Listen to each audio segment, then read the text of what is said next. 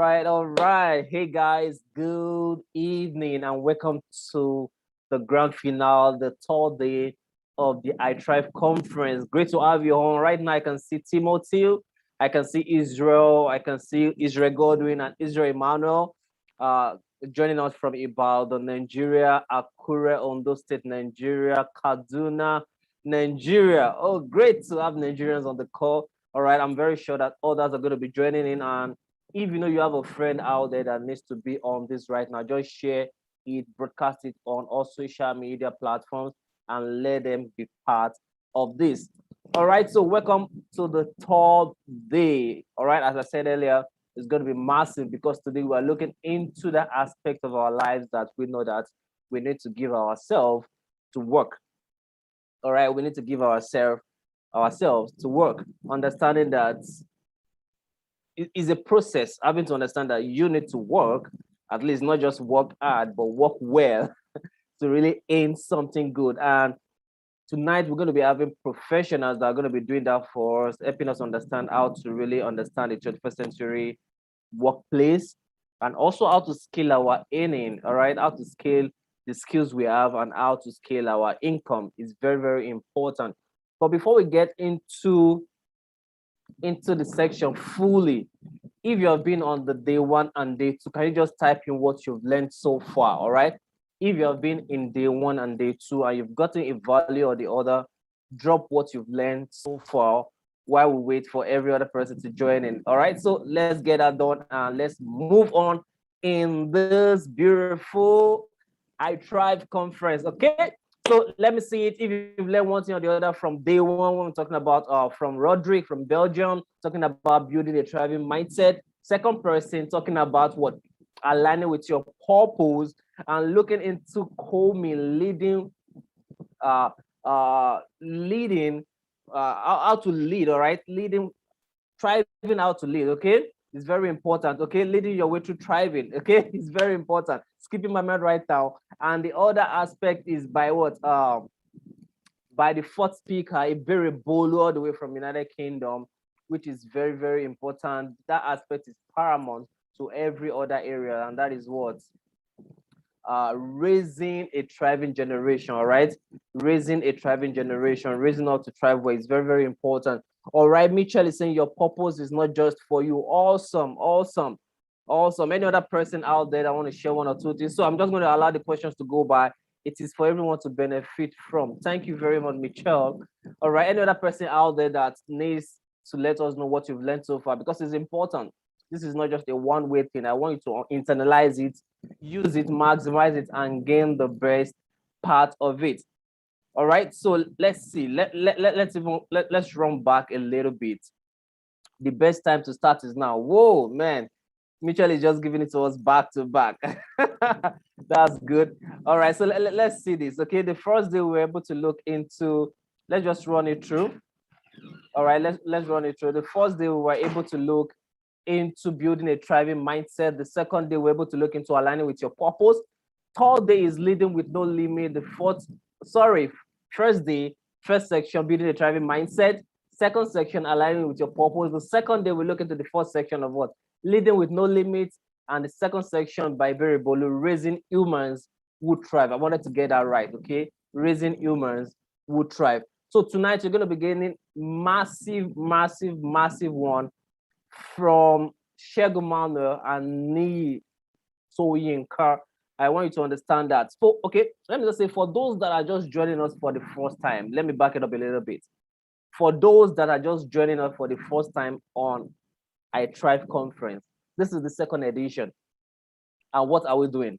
This is a virtual conference, a global virtual conference focused on helping I to build the right mindset for productivity in all spheres of our life, in all areas of our life, in all facets of our life, so that we can what?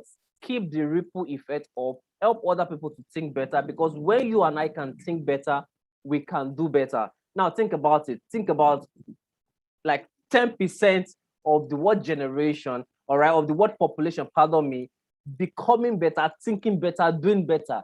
Imagine what the ripple effect will be over the next 1 year, 2 years, 3 years. All right, it's going to be massive, right? It's going to be massive. So that is what the thought pattern I want us to have. Let me see. Somebody say intervention is great, but prevention is better. Whoa, that is the word of Ebere Bolo all the way from UK yesterday. And it's very important that we understand that. All right, so let me just take you guys back and possibly just stop sharing for now. Maybe read up some things for me to really know how we're communicating. All right. Me just say we are a result of the parental influence we got. Hey guys, there's still more. There is more. All right, let me see if I can help us, in that as well. All right, yesterday, let me just read out some key informations. All right, they to take away all the way from Coleman Marvin as well. He kind of says something very powerful. So you must see yourself as a profitable venture before you can become a profitable person. Invest in yourself. Don't eat your future. Increase your value. When he said that, I was like, whoa, this is important. You must see yourself as a profitable venture before you can become a profitable person. You must see yourself. All right. Why? You start to invest in you. You start like, okay, how best can I become better? What can I do to learn more? And if you're on this training right now, on this conference, it's because you believe that you need to learn more. You believe that you need to become better. You believe that, hey, I'm a profitable venture. I'm someone important, and I need to get better. I need to know better. All right. So that is important for us to also what be part of it. All right. So that is it. Pardon me. I need to communicate with our speaker for today. All right. So that is it. So tonight is going to be massive. Now, hey, great to have you all the way from Abuja, Joseph Ayodele Augustine. That is my brother, my partner as well, in the field work. Now, this is it. Let me share some story with you for you to understand where I'm coming from. I've seen people with masters, with PhD, having the certificate. One, they couldn't get a job. And I've seen some of them, they got the job, but they couldn't upscale and they couldn't move to the next level. See, beyond just what you know, it is what matters. Part of it is who you know, right? Who you know. Now, I'm not trying to say that maybe favoritism or something like that, or godfatherism. No, I'm talking about how you network, how you build that network around you matters. Now, these are people with skills. These are people that know it. These are people with intelligence. They've built it over time in classroom, but they've not mastered the aspect to connect with other people in the workforce. Now, if you're a business person and you need to sell, you must understand how to relate with your customers. You must understand how to relate, how to market, how to position yourself, how to brand yourself. These things are very important, right? Now, there are 3 levels to this. The first one, we've been able to understand it as the aspect of maybe building our mind. And I'm talking about emotional intelligence. There are 3 steps to it. The first one is what? Intrapersonal. All right. The first level is you knowing yourself, being self-aware. All right. You knowing your purpose, having a vision, building the right mindset. All right. Leading yourself right with no limits. Understanding yourself as regards to building yourself and growing in the proper way. Now, the market you're going to are having like millions of people. Nigeria is 200 and something plus 200 and about 260 million people, right? So it's important that we understand that we are going to meet people every single day. We are going to meet people that are going to talk with us, that are going to talk at us, that are going to laugh with us, and going to laugh at us. So people get scared. People like, what is happening? But you must understand that the next level is what? Interpersonal, relating with those people. Now, you could relate with one person, 10 people in a day, and like you are done. But you can't say you really want to go into it and thrive with no limits without crossing into having that organizational savvy, having to understand how to, like, okay, you're going to be a leader, you're going to lead people, or you're going to be put in a position of leadership. You must understand how to communicate, how to relate, how to talk. All right. And not just talk, how to speak. It's very important. People mistake it. All right. I know how to talk, I know how to speak. It's 2 different things. You can talk all the way long, nobody's listening to you. But when you speak, you command audience, all right? You communicate. It's very important you know that. So that is it for tonight. And we're going to be having our speaker coming anytime from now. So one thing I want you to understand is it's important that you internalize these things, you use them. All right. Now, pardon me, and I'm going to be back with you shortly. So while we wait for that, kindly enjoy this right here, and we move to the next level. All right. So don't go away. I'll be back with you shortly. Okay.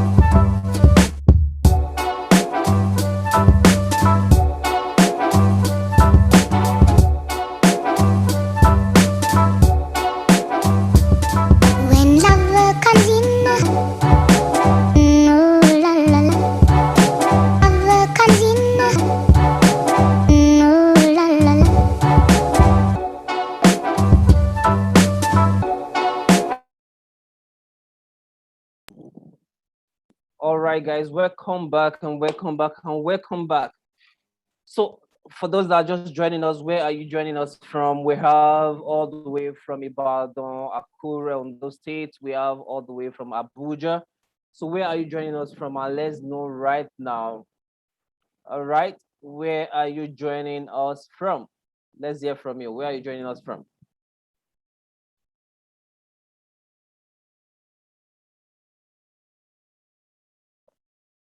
All right, where are you joining us from? Where are you joining us from? Like, don't let me ask this, but how many of you, okay, maybe Nigerians will resonate with the question though. All right, like, how many of you ate Owambe rice today? All right, how many of you ate Owambe rice? Okay, let me break it down. How many of you went to a wedding today? How many of you went to a wedding today? All right, let me see your response, guys. All right, so that is the information. Awesome. Awesome. So let me joining in from Abuja. Awesome. So guys, see, it's important that you understand that life is in process, and if you don't learn it, it's very important that you do, because if you don't, it will repeat itself. You have to pass a section before you move on to the next, and if you don't really master the first one, you will not be able to cross to the next. It's just about life. Until you know how to possibly crawl before you can walk, and when you don't walk, and then you can maybe say you want to run, possibly when you are ready you can say you want to fly, all right, maybe using the helicopter or the aeroplane and the likes of it. So it's important that we understand all that. Okay, so every single time you have to learn from that aspect and say, okay, I want to grow, I want to learn, I want to go through this process, I want to become better. All right, so do that every single day, and I promise you it's going to be an exceptional life for you. All right, so while we wait for the next speaker to come up, we're just going to what maximize and recap every single thing we've learned from the past edition. All right, so while we do that, enjoy this, and we're going to go into the next section.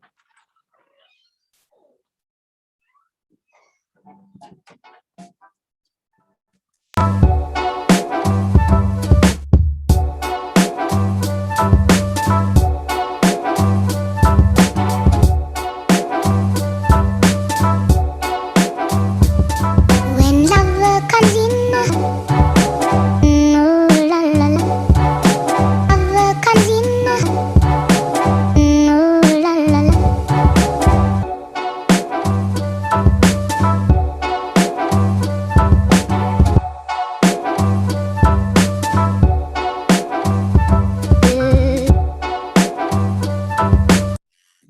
All right, guys, I'm back with you. Awesome, Gerard from Abuja, Cosmos from Abuja. Hey, you didn't attend any. All right, let me give you a little recap. Now, as a mindset coach and having a fellow mindset coach coming on the first edition was a super one. And this is it. Let me just do a little recap for us, as I promised. The first day was a super bang on understanding your mind. As I go on this, do me a favor, share this with someone out there right away. Invite somebody right away. Let them be part of this third section. See, Thursday, Friday, I know you are busy, right? Or you were busy, but today you are eating wedding rice, so you don't have a choice and say, I want to what? Learn. Now, let me do some little recap. The first section was what? Building a thriving mindset by Roderick, all the way from Belgium. And it's important to understand that every single thing that you have become right now is as a result of what you have conditioned yourself, or you have been conditioned yourself, you have been conditioned to think. All right, the roadmap, every single thing you were, every step you've taken or you are taking right now is as a result of what you've conditioned yourself, the family you grow in, the books you've read, the people you've networked with, the way people talk to you or talked at you has really programmed your mind to think in a certain way. So if you are living in a certain way right now, don't hate yourself. Don't do that. Don't hate yourself. What you should do is ask yourself, who do I really want to become now? All right. How do I want to live my life now? What do I want to achieve now? When you know that, listen, you now tend to ask yourself, what are the informations that I need to fix into my what? My programming. What are the softwares that I need to write into my programming so that I can see the hardware? I can see the finance, I can see the good relationship, I can see a better person, a good physique person, I can possibly be a good communicator. You cannot just say you are watching without you doing. It's not going to happen.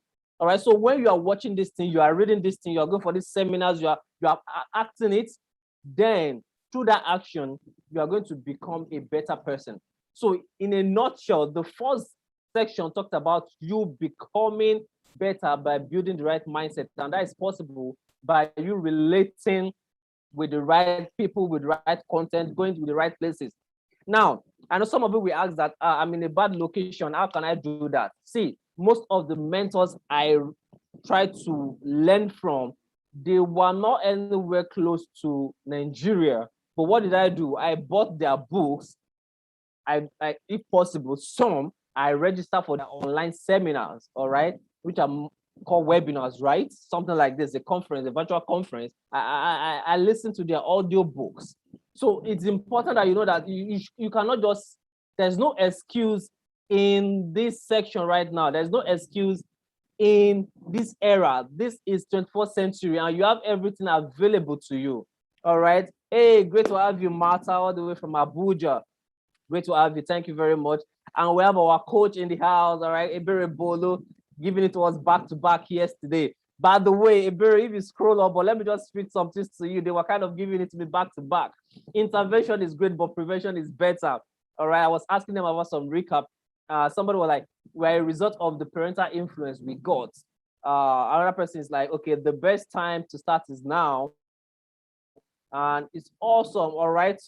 So it has been a great song and great to have you on the third day with us. So please share it with some people out there, people that have missed the day 1 and day 2. You don't want to miss day 3. So the second edition, pardon me, the second section, which was handled by Mr. Ife McCoy, by the way, the first day was the day he gave birth to his first daughter, all right, to his daughter actually, that particular day, and he had to just stay with us. So thank you very much.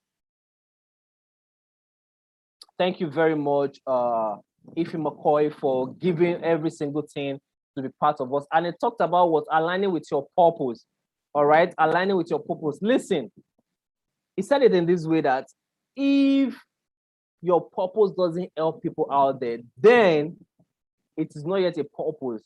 All right, definitely it's going to be what helpful to you, it's going to be relevant to you, but it needs to go beyond just you to also reaching out to others, to impacting them. And it talked about ikigai. All right, ikigai is a process of wholeness, of understanding what you love to do, what you know how to do, and the things you have passion for, the things you make money from, and intertwine everything to make sure that you are whole. All right, you can be so good in something, you're not making money from it. You keep doing it, but you are poor. And some things that you're not really passionate about, but you are making money from it. You have to find a way to what? Look for the middle line so that you have peace of mind, you're having fulfillment, you are loving it and loving the people as well. So a lot of information was given, but the most important thing is that what? And which is one of the things that someone wrote out here, and I want to read it out. And that was by Mitchell. It says, your purpose is not just for you. It's as simple as that. Now, he could have chosen to be with his wife, which I would so much respect, but he chose to say, I want to impact the people on iThrive Conference 2nd edition. All right, thank you very much. Now, yesterday was another day, and we looked into the second day and the first edition with Komi, and it talked about what? Leading with no limits. All right, leading with no limits. Now, there is this thing you must understand. It is not when you are the president of a club, of a group, of a community, before they can now say that what? You are a leader. All right, it is not that. You are a leader by birth. It's important that you understand that. All right, it is important that you understand that. All right, pardon me, let me see, let me make sure that our guest is actually in. All right, so I'm trying to get him in. All right, so pardon me and let me help him get on board. All right, so just give me like few seconds, okay, few seconds, and I'll be back with you shortly. All right, I'm gonna be back with you shortly, so let me just do that very fast, and I'll be back with you shortly. Okay, please don't go anywhere. You can still see my face, right? Thou shall not go anywhere. All right, so let me just do that with my mobile, and I'm gonna get back to you to give you a recap of day 1, day 2, and day 3. All right.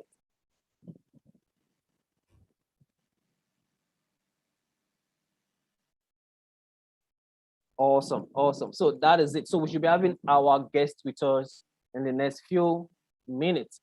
So where was I? I was talking about what? The third the third section, which was the second day, the first section of the second day.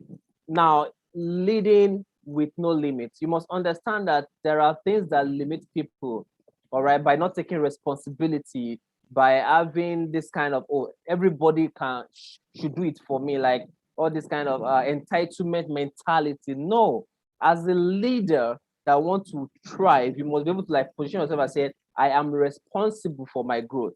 You must have the vision to say, I want to be successful. You must be intentional with your growth. See, let me come in from the aspect and break it down in this.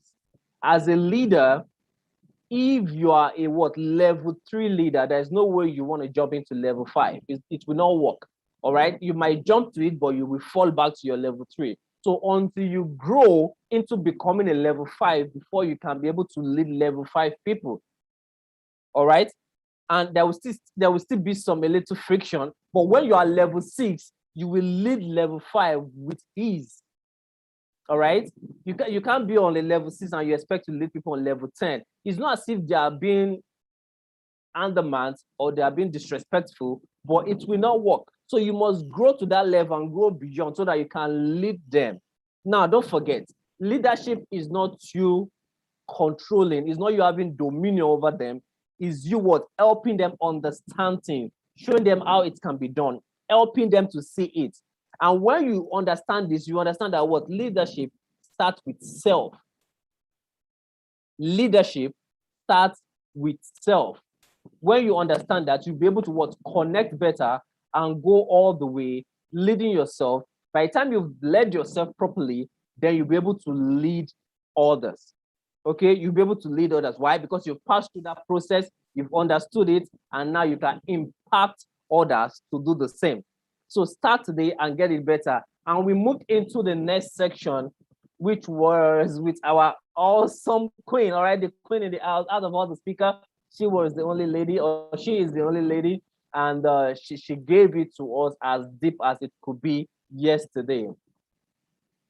All right, as best as it could be yesterday. Pardon me, still having some little hiccups around there. All right, so let me see. All right, okay. Speaker is still having some little issue. All right, let me see if I can connect with him right now. All right, pardon me.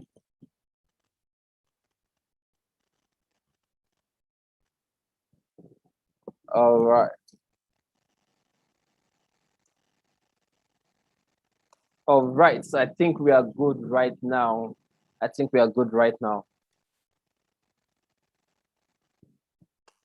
Okay, so now the fourth section, we're looking towards the aspect of parenting. All right, raising a thriving generation in the way I would love to call it. All right, raising humans that thrives. Now, it is not just about what's curative. You're trying to correct something. Why not find a way to prevent it from even happening? And in the way I mastered, I understood what Eberebolu shared with us yesterday is as understanding this aspect of like, oh, we need to break the cycle. Why not teach it, learn better, then teach it to people so that they can become better? So with this, we are going to be moving into the next section, which will be helping us understand how we're to navigate the 21st century workplace. Now, this is someone I so much respect. All right, they call him the Delta Lord. All right, that is what I love to call him, the Delta Lord. All right, so I'm going to be reading his profile. I'm going to be reading his awesome profile while he comes to join in. So for now, his mic is going to be muted so that I can tell you who he is. By the way, what I'm going to be reading right now is not doing judgment to who he is. I just want to try my best to read the best that I can. So while I do that, please bear with me, sir, and please just take it. And I believe that they'll be able to understand it. Now, Segun Manuel is a popular known face as Delta's foremost inspirational speaker. He is a certified management consultant and a fellow of the Rifat Institute of Management Consultants with about a decade's experience in the oil and gas industry, working with people on different roles. He has had a positive stint in media, working on both radio and TV across major media channels in Nigeria, one of which includes Africa Broadcasting Network, ABN, where he presents Africa's best business motivation program, Let's Talk Business. His online TV discussion program, Conversation with Segun, is a must-watch by growing intellectuals across Nigeria. Segun is the CSP of Smokeville Solution, a company that provides training and media solutions. He also sits on the board of several startups and NGOs across Nigeria. He was recently awarded the Motivational Speaker of the Year by the Innovative Brand Awards, TIBA. It was also listed listed among the top 100 young leaders in Delta State and listed among the top 50 business leaders.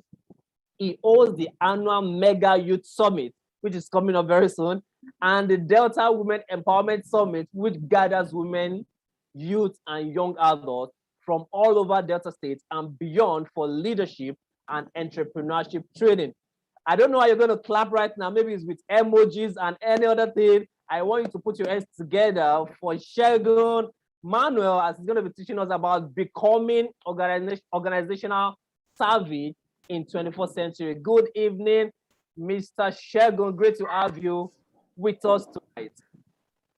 Good evening, Ayobami. Can you hear me? Loud and clear, loud and clear. Fantastic. Also confirm that you can see me. Yeah, I can see your great pattern clothes with your hairpiece and your nice You can see my nice afro, eh? Yeah, your nice haircut. I'm trying to look good like you young guys. Hey, I want to be like you when I grow up. So I don't want you guys to be all looking all nice and leave us that are getting old out of the way. So I decided to keep my hair, and people say I look younger with the fro. So I'm going with the fro now. Of course, you do. You look awesome. You look awesome, sir. Thank you for having me, and thank you for putting together this 3 days program. I tried. I've seen a lot of people who have actually tried from the 2 days that we've had, and hopefully I'll be able to put in my own beat. And also, I know that the man that is coming after me is one I'm not worthy to tie his shoelace. Nini Soyinka will be coming after me and is going to definitely set this place on fire. And you don't want to miss that. If you don't enjoy Segun Manuel, guaranteed you will enjoy Nini Soyinka. So don't miss out. If I don't give you anything today, they don't have a choice. They have to enjoy you. We'll see how it goes. Thank you anyway, Ayo, for putting this together, and thank you for having me. I'm truly excited to be here. And I hope that in the next few minutes, because we have lost like 20 minutes of my presentation, and I have another appointment by 7. So hopefully in the next few minutes, I'll be able to drop a few tips that people can use, in the different ways that they are in. All right, sir. So the floor is yours, and you can take it away. Fantastic. So do we have people watching? If you guys can hear me wherever you're watching from and you are following this, put a comment in the comment section. Just say boom. You can put an emoji, the boom sign, or you could put the word boom. Put it there. Let's see. Unfortunately, I can't see you guys here, but I know that quite a few persons are watching right there. Ayo is saying boom right here. All right. So if you're watching, boom, boom, boom. Let's make the comment section come alive. Let it be on fire. Let there be boom everywhere.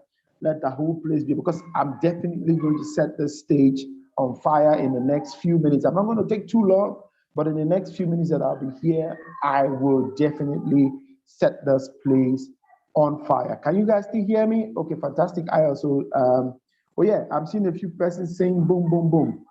Okay, so I has put me, I don't know what you did, but somehow I could see the more of the people on the other end. But fantastic. Yeah. So I just wanted you to see that they are with us.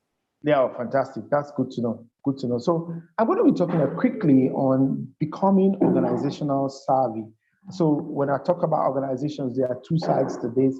Is either you have a formal career working in any organization, or you have your own business. Either ways, that's organization. For you to be savvy means you want to be a high flyer. What does it mean to be a high flyer? High flyer is someone who, as they start working, as they come into an organization from the beginning to the end, they give their best. They are hotheads. They are, I think the best word to use is high flyers. They stay at the top of the range. They are at the top of the food chain from the beginning of when they join the organization to when they leave the organization. You know, when we went to school those days, yeah, when we got into 100 level, everybody, we didn't know who was who. We all joined, we all came into school, got admission. People started becoming high flyers in the social sector, so they were everywhere. There were babes who were at every party. There were babes who were seen with the hottest of guys. There were guys who wanted to be seen with the hottest of people. Everywhere it's happening around the campus, they were always there. In fellowships, they were doing good. In social activities, they were doing good. In parkour, they were always there. When they came into school jam, that Jambito spirit, everybody, they're excited. And, but it took us to get to the end of the first semester. And when we resumed in the second semester, they said, go and check your results. Those days when I was in school, they used to put your results in the faculty, the boards on the faculty. I don't know if that still happens today. I know they say a lot of things are online now, but in my time, it wasn't online. So you had to go to the faculty board.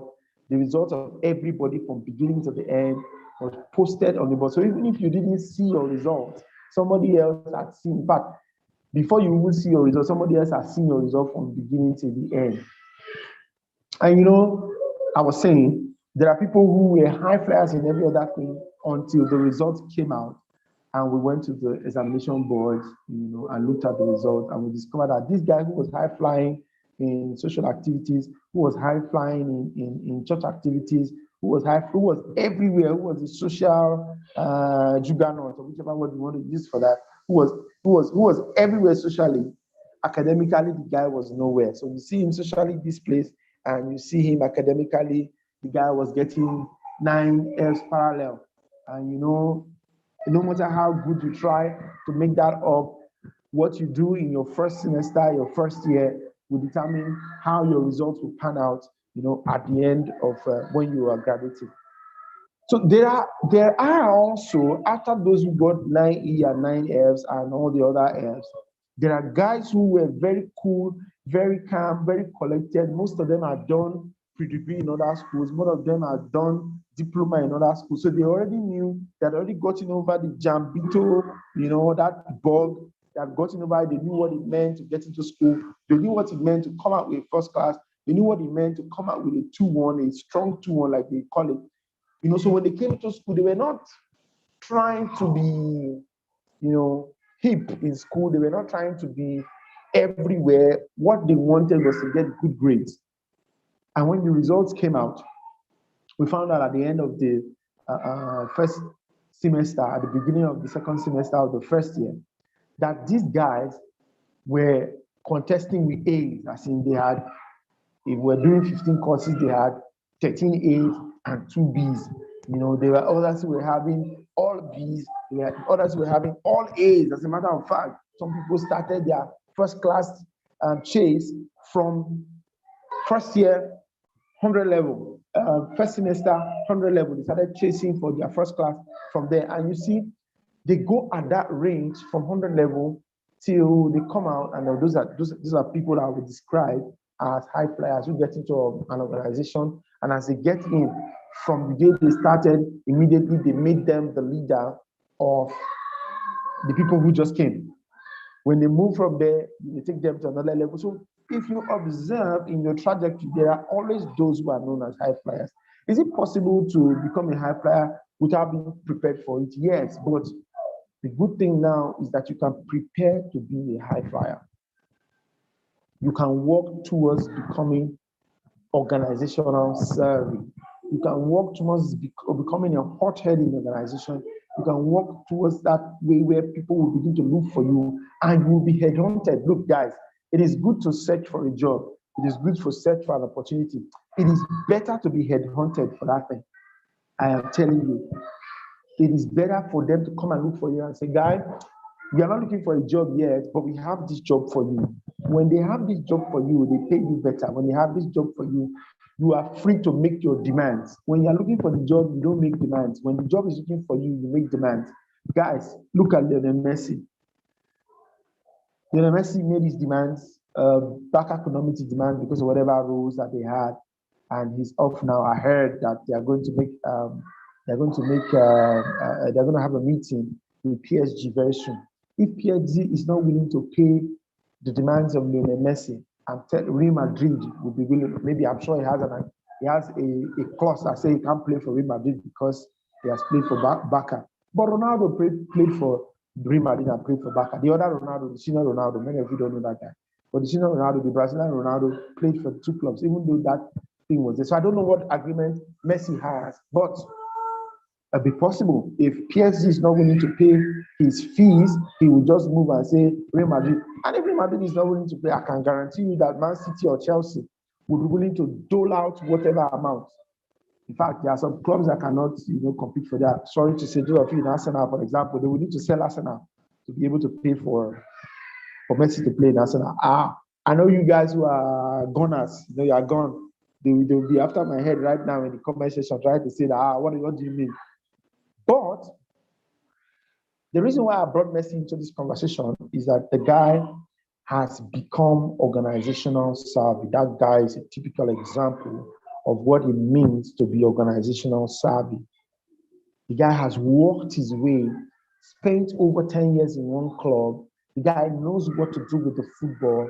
He has the managers that work around him that know the right discussions to have with the leadership of the club to get the right money that he wants. All he needs to say is that, well, you guys are not interested in me again, I'm going to Real Madrid. Barca will not allow a player from them leave and go. They rather sell him to Chelsea, sell him to Man United than sell him to their arch rivals. But his management have a way, and they've crafted it around where they know how to manage this discussion with the team to the point that it increases its value. What does it mean to be organizational savvy? It means you have packaged yourself so well that in the organization, if it is going south, you have a way that floats you at the middle or takes you up north. What do I mean by that? If things are going wrong in the company and they're downsizing and they're right sizing or they're making the company lean, as is going on in many organizations in the world today, especially Nigeria, you as an organizationally savvy person have a way of staying neutral so you don't get affected by all of this, or even have a way of going up north. So while people are going south, you are going north because you have become organizational savvy. Well, this is not limited to a career person only, but can also be brought to the business world. But one of the things that you must do, I'll look at 3 things and we'll round up tonight, and I'll allow me, Soyinka, to come and give you as it is hot. One of the things that you must do to become organizational savvy is that you must define your destination. You must define your destination. You must define your career goal. You must define your career goal. Many of us today do not have a grasp of how long we want to work. I've seen people who say that by 50, I should be retiring. So what that means is whatever age they are at now, between now and 50 is how it's their most productive years, and it's what they should achieve to live the rest of the life they will live before they leave this earth. So if you have that kind of mindset, it will determine which offer from which clubs you will take, what kind of clubs you will go to and how they are playing. If you don't have a destination, your journey will not be sure.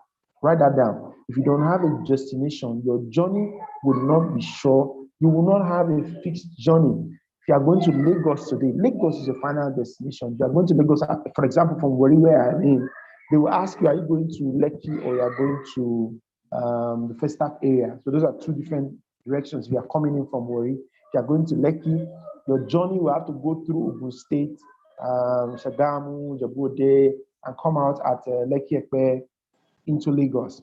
But if you are going to the Festac axis, then you have to go through Oshodi, where's the other place now? So you go to Oshodi, blah, blah, blah, like that, Maltu, and you go to the Festac, Vokes, axis.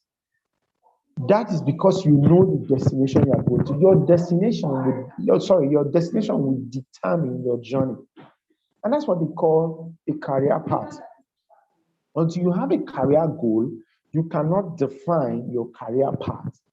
Until you have a career goal, you cannot define a career path. Your career goal is your career destination, it's what you want to achieve. Oh, before I finish this work, before I finish working in this company, I must become an MD. If you must become an MD, then it means that you must attend the classes that MDs attend. You must go for the courses that MDs go for. You must also fly at a certain level for you to be able to get to that point. Many a times, many of us, even in our personal businesses, don't have a goal. I'm going to training on the 29th of September. My goal is that at least 50 people must be fully registered for that class. And I will get more, but that's my goal. In pursuing that goal, I know I need to meet 10 organizations that will give me 5 people each, or I need 5 organizations that will give me, 10 people each. That's the journey. That's the journey I have to go to. I've worked as it is. I've gone into almost 10 organizations telling them about this program. If each of those 10 brings 5 people, I will get to my destination of 50. You must define your destination. I'm sure Ayo, who's here right now, who's hosting this, has a destination defined for this program. He wants to be able to affect a certain number of people. When I started hosting Mega East Summit and Mega Women Empowerment Summit in Delta State, my goal was to reach out to young people. And I'm very excited today because I know a lot of young persons in Delta State who are in this personal development space right now because of the programs I had yesterday. And they come up to me and say, oh, fantastic, sir. You did this yesterday. I was there today. This is what I'm doing. And that for me is my goal. What goal have you defined in your career path? What goal have you defined in your business path? What goal have you defined? What destination do you have? Do you know your destination? Do you know where you're going? In Warri, they say that if you don't know where you're going, anywhere the left face, down the road. Anywhere the left face. If you are facing this way today, that is your road. If you turn today and face this way, that is your road. If you are going to Lagos, but eventually you turn and face Port Harcourt, Port Harcourt becomes a path for you, but it won't take you to your destination. Many of us are in paths today that will not take us to our destination. I know why I do the things I do. I want to influence people. I want to impact people. I want people to say, oh, this man impacted and influenced me yesterday. If I must do that, then I must begin to give. I must begin to give into the future. I must begin to give into young people because these young people tomorrow will say I impacted them. How many of us watched Fela Duro's 50th birthday, how people came on their own and donated money to buy a car? It doesn't happen for a politician. It doesn't happen for a bank MD. Fela's goal is to be able to affect the next generation. And as you can see, the next generation is already been affected and people are already paying back, what it did. My question for you right now would be, what is your goal? What is your destination? What is your career destination that you have defined? What's your career goal that you have defined? If you have not defined that, if you not define your career path, having defined your career destination and you know your career path, you must also know the direction that the organization you are working in is taking. So, for example, you work in the oil and gas industry, as it is today, in many of the oil and gas industry companies, many organizations in the oil and gas industry, there's streamlining, there's downsizing, because there's something that is called the Petroleum Industry Bill. Many of them do not know how it's going to impact them, so they're preparing in advance to meet that. So if, for example, you're in that industry, you need to understand that this is what is happening and begin to, draft and work your career path and your career goal in line with that.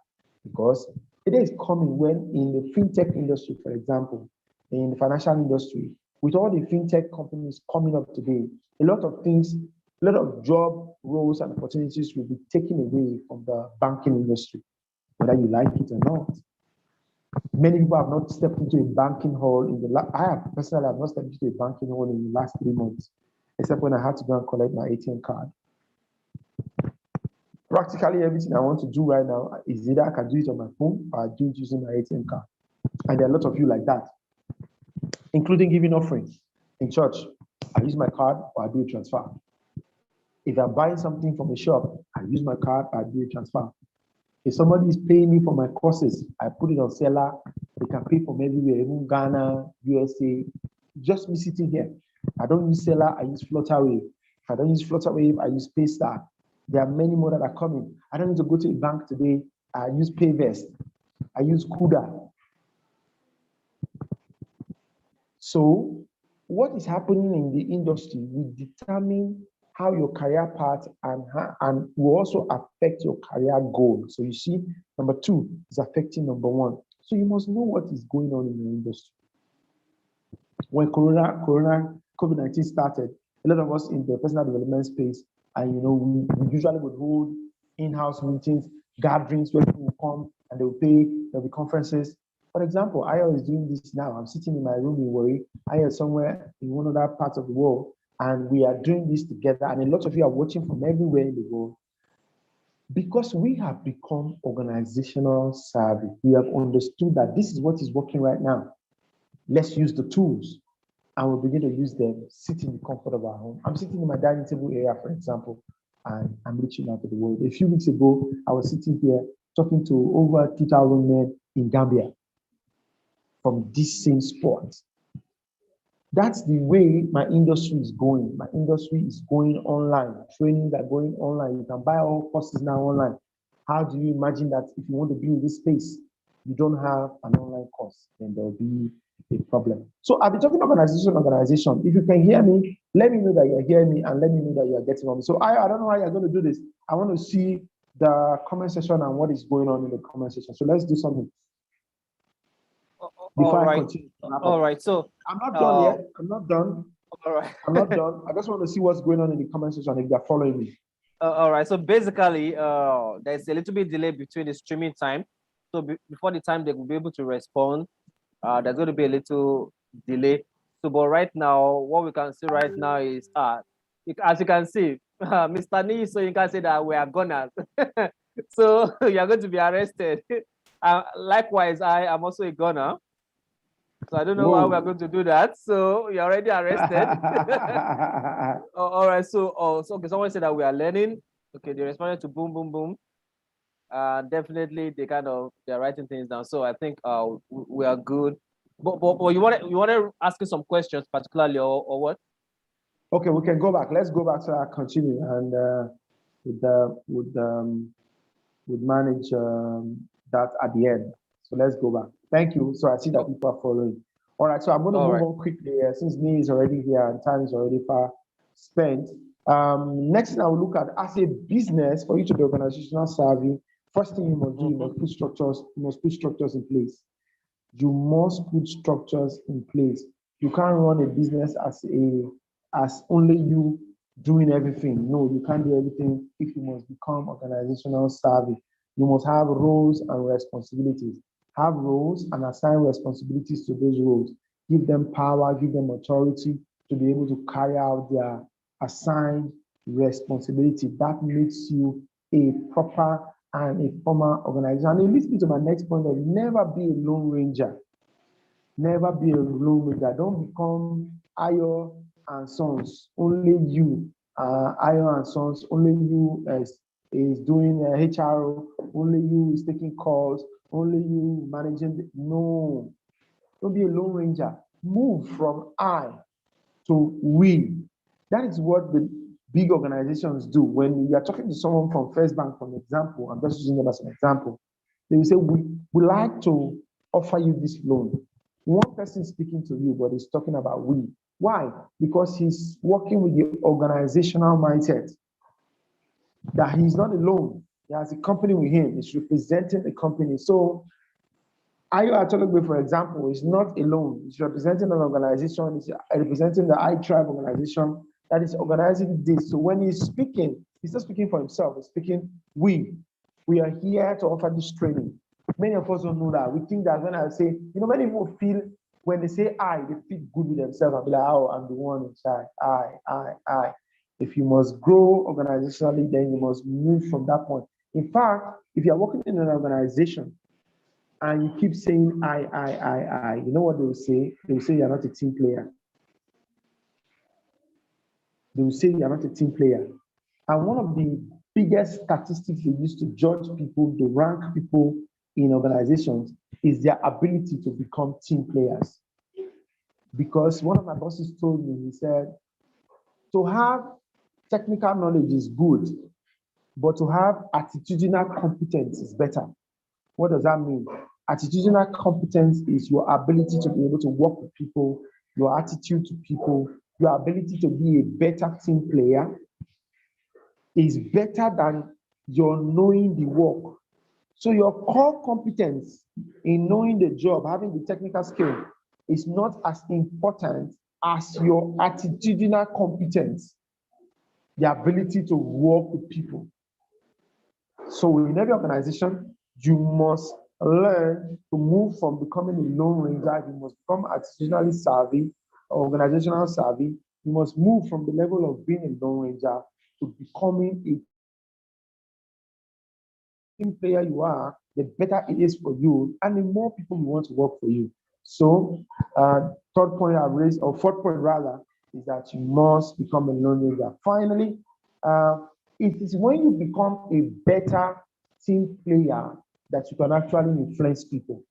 It is when you become a better team player that you can actually influence people. And in organization, the organization is actually looking for influencers. So influencing didn't just start from Instagram or Twitter or all of that. Influencing started in the workspace. There are people who, when the organization wants to do stuff, they call them in and share the idea with them and say, okay, you buy, we want you to buy this idea and be able to sell it to your colleagues. So even before the leadership, the management begins to share on that idea, they've already shared it with a certain group of people. And those people are the ones that are influencers in the organization. To become organizational savvy, you must become a team player and get to the point where your team playing gets to the point of influencing others. And finally, I'm going to land on this point. Finally, everything you do as an organizational savvy person must be done with excellence. It must be done with excellence. Excellence is giving your best in essence. Excellence is giving your best in essence. Excellence is giving your best at all times. Excellence is giving your best even when no one is watching. Excellence is giving your best when everyone is watching. Excellence is doing more than you know to do to deliver on every assignment given to you. You never know who's watching. You never know. You never know who's watching you in your organization externally. I've been watching Ayo. We've been friends on social media over time, and I've been seeing what he has been doing, and I've seen the spirit of excellence in him. And once he said, I want you to come and work, to come on this program today, I don't have any issue because I have observed him over time. Guys watching me now, how many of you can I go to your timeline today and what I see on your timeline on Facebook will impress me? How many of you in the comment section? Let me see your hand. If I go to your timeline, don't worry, Ayo, don't bring the comment section on. But if I go to your timeline, how many of you will I see on your timeline everything in the last 3 months that you have posted is in line with what you say you are and it's in line with what you say you do? That's excellence. That's excellence. I've been talking customer service in the last 3 years. And in the last 3 years, if you go on my timeline, on Instagram, on Facebook, on Twitter, when there was Twitter, please don't forget, Twitter is still, the federal government Twitter is still banned by the federal government. So for those of you who are there, you know you are wrong, sure you know. It's banned by the federal government, they've not removed the ban. So if you are there, you know you are on the wrong side of the law. Know that one. That's just that one is just Jara. But you know when the federal government says this thing is banned, I don't like the fact that it's banned. I don't like it personally. I wish they would allow it to work. But as it is today, by the law, that's the excellence we're talking about. So I see many people who say, we are there now. We are there. We are doing our thing. The thing is not working. The ban is not working. The federal government has not removed the ban. Tomorrow you go to American embassy and for an interview and they tell you, oh, so what was your last tweet? So I tweeted yesterday. Okay. But the federal government said there's a ban on Twitter. Actually, there's a ban, but that's not excellence. Never join. In fact, excellence is not following the bandwagon. Take that one. Excellence is not following the bandwagon. It doesn't look nice not to follow the bandwagon. But as it is today, I switched off my, is that the word? Yes, I've removed all my Twitter from all my apps, from all my gadgets. So I don't have access to it. I'm still a member there. I didn't deactivate my account. Maybe when I travel abroad, I'll be able to do it. But as it is in Nigerian soil today, that ban is still there. So I just put that one as an example. It is doing what is right even when no one is watching. Doing what is right. You don't have to like the government. The government doesn't have to be one that favors you or not favor you. If they put a law, that law is binding on us as Nigerians. As it is today, they say don't use Twitter. Let's leave that. So you must deliver excellence everywhere at every time in everything that you do. And on this excellent note, I want to wrap up tonight. If there are any other questions, I would quick take them from Ayo. But like I said, the person coming after me, I'm not worthy to tie his shoelace. Me Soyinka is definitely on this final night going to set the place on fire. If you didn't get anything from me, if you didn't enjoy me, well, wait for the one that is coming after me. Ayo, over to you. Whoa, man. Sincerely, I want to say thank you very much. People need to understand that aspect of one, having to understand that you need to have a goal. All right. Now, it's okay to say people are doing it, to say, this is the way they are doing it, or to say, see, there's no business, there's no organization, there's no person. Even if you think that they are doing the same thing, there will always be a difference in their culture. Sure. That is what you must understand. So you cannot just come and say that, okay, now Shebi Segun Manuel is doing this charities, and I mean, so I can do it now. You are different. That is just it. Even if Try you, it and break when neck. you try it, the consequences. You will break So neck. I organize conferences in Delta, for example, and I see some young people who say, sir, we want to organize conference, we want to bring this person, we want to bring this person. They just mention names. I'm like, oh, fine, that's fantastic. Awesome. Let's do it. He said, we're going to gather 5,000 people in that hall. Then we'll get sponsorship from here. Blah, blah, blah, blah. Nice, write up everything on paper, nice, easy to say. So they start working and they go and invite the first speaker, and the person tells them, they're going to pay me 300,000 and you would take care of my flights for me and my PA back and forth and pay hotel. That's one speaker. The next speaker says, you will pay me 250 and and they list everything. At the end of the day, everybody they listed, they will need to spend like 2 million naira. Meanwhile, all the people they are looking for sponsorship from, none has responded. All the people that said they will buy tickets, none has bought tickets. And you have just listed, and I'll just laugh. So when I hear people say that, I'll be like, so are you John Maxwell or are you Fela Grote that once you just come and say you're organizing the program, speakers will just jump after you, and then the people will just start paying money, and then the sponsors will just come. I'm like, okay, don't worry, go and try. First off, let me say this, and I will start on that note with saying thank you very much to all the speakers and also definitely to you, Segun Manuel. Now, should I just say part of what I'm benefiting right now is what I would call social capital. Sure. All right, he said something which I'm very much humble with. He said, I've known Ayo and we've known each other on social media, on Facebook mostly, and I only get to have his contact about a month ago, but he has seen who I am, and with all privilege, I might not have paid him a dime, but he has invested in you, and you should understand that this is not somebody that I can just call anyhow and just bring him, but he chose to say, I want to be part of this. And this is where I'm going. He mentioned about people you want them to sponsor your concert, your conference, your event. There is something you should pick from there. You cannot just go into an organization and say you want us to sponsor, you want them to sponsor. One thing is that what have you done for the company? Do they even know you? Are they seeing your social presence? Do they know what you stand for? And this is where the aspect of we comes from. You cannot just be a sole proprietorship and they want to really sponsor. They must know that, are you a we? Do you have like 5 to 10 people in your organization that they know that they can work with? So is it something that would outlive you? Is it something that can outlast you, or is just you? They will give you money and you run away with the money. And you run away with. And go and buy a Benz and lodge in a hotel. Oh God! I say we have come. We are balling. So you must understand. So guys, if you have any question, as I do some little recap on what we've learned from Segun Manuel, first of all, thank you very much. If you have any question, I want you to drop it right now. I know that there's some little delay before the time you can hear what I just said right now. But if you have any question as regards to every information Chef Gumani has shared with us, I want you to drop it down. Having said that, you must have a goal. You must understand how it works. See, as I always said, you don't have to know it all before you start. You don't have to be perfect in it. All right. And there's something I learned, which is all about what? Office politics. See, you are a angry person.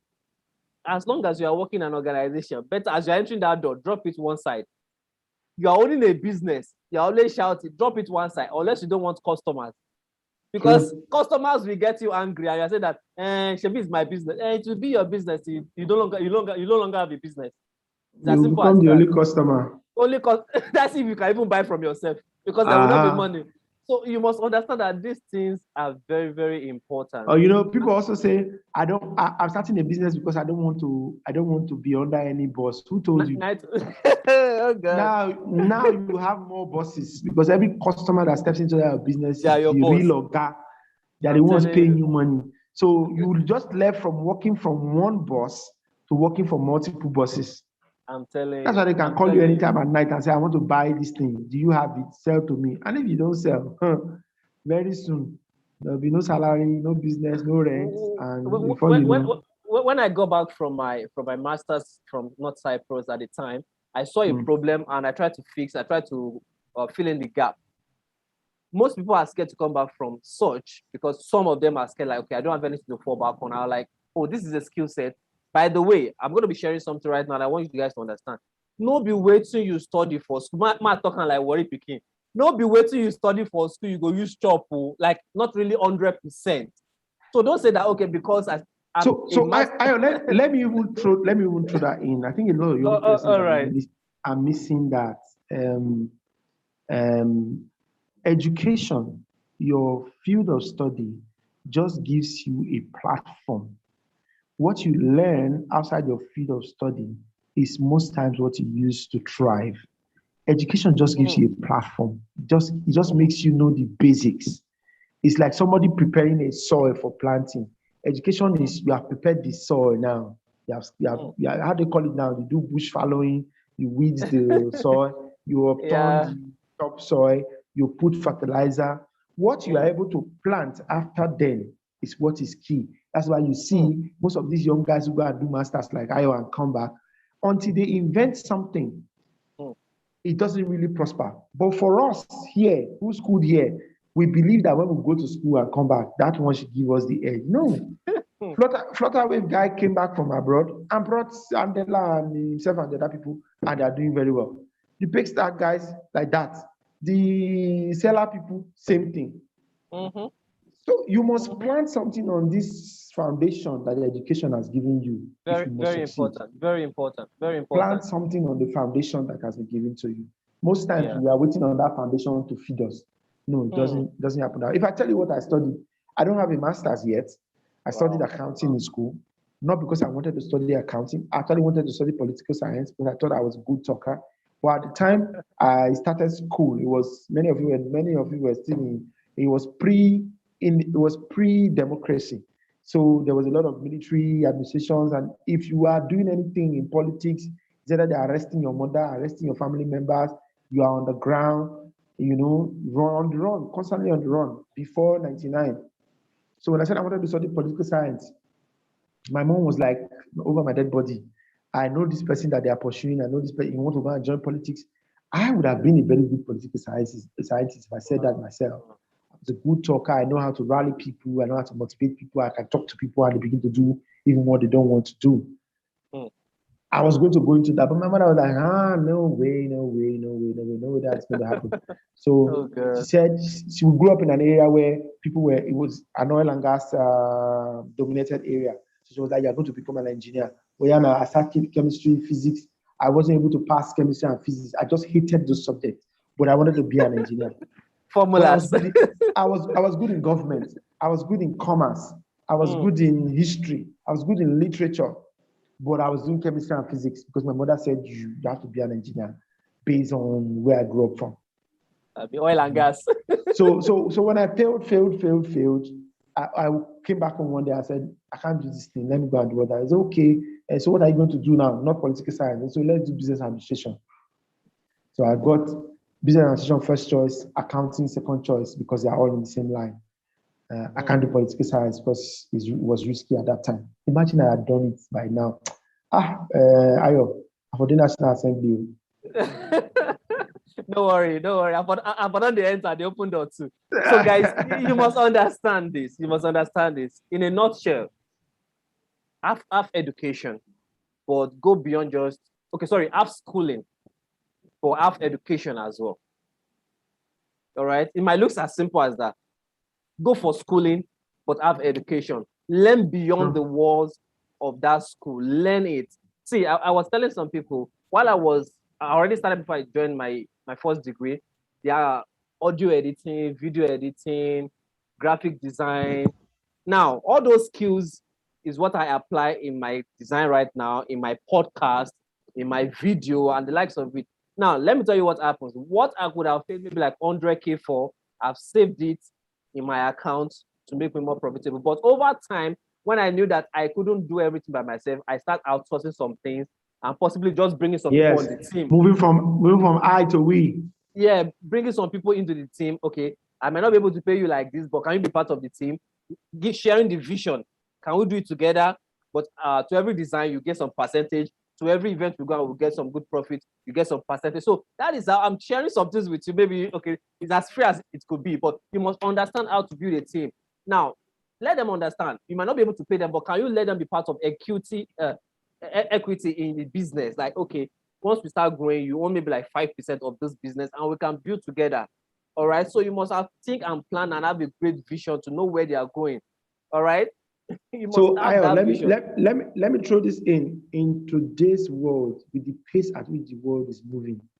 If you cannot think, you will sink.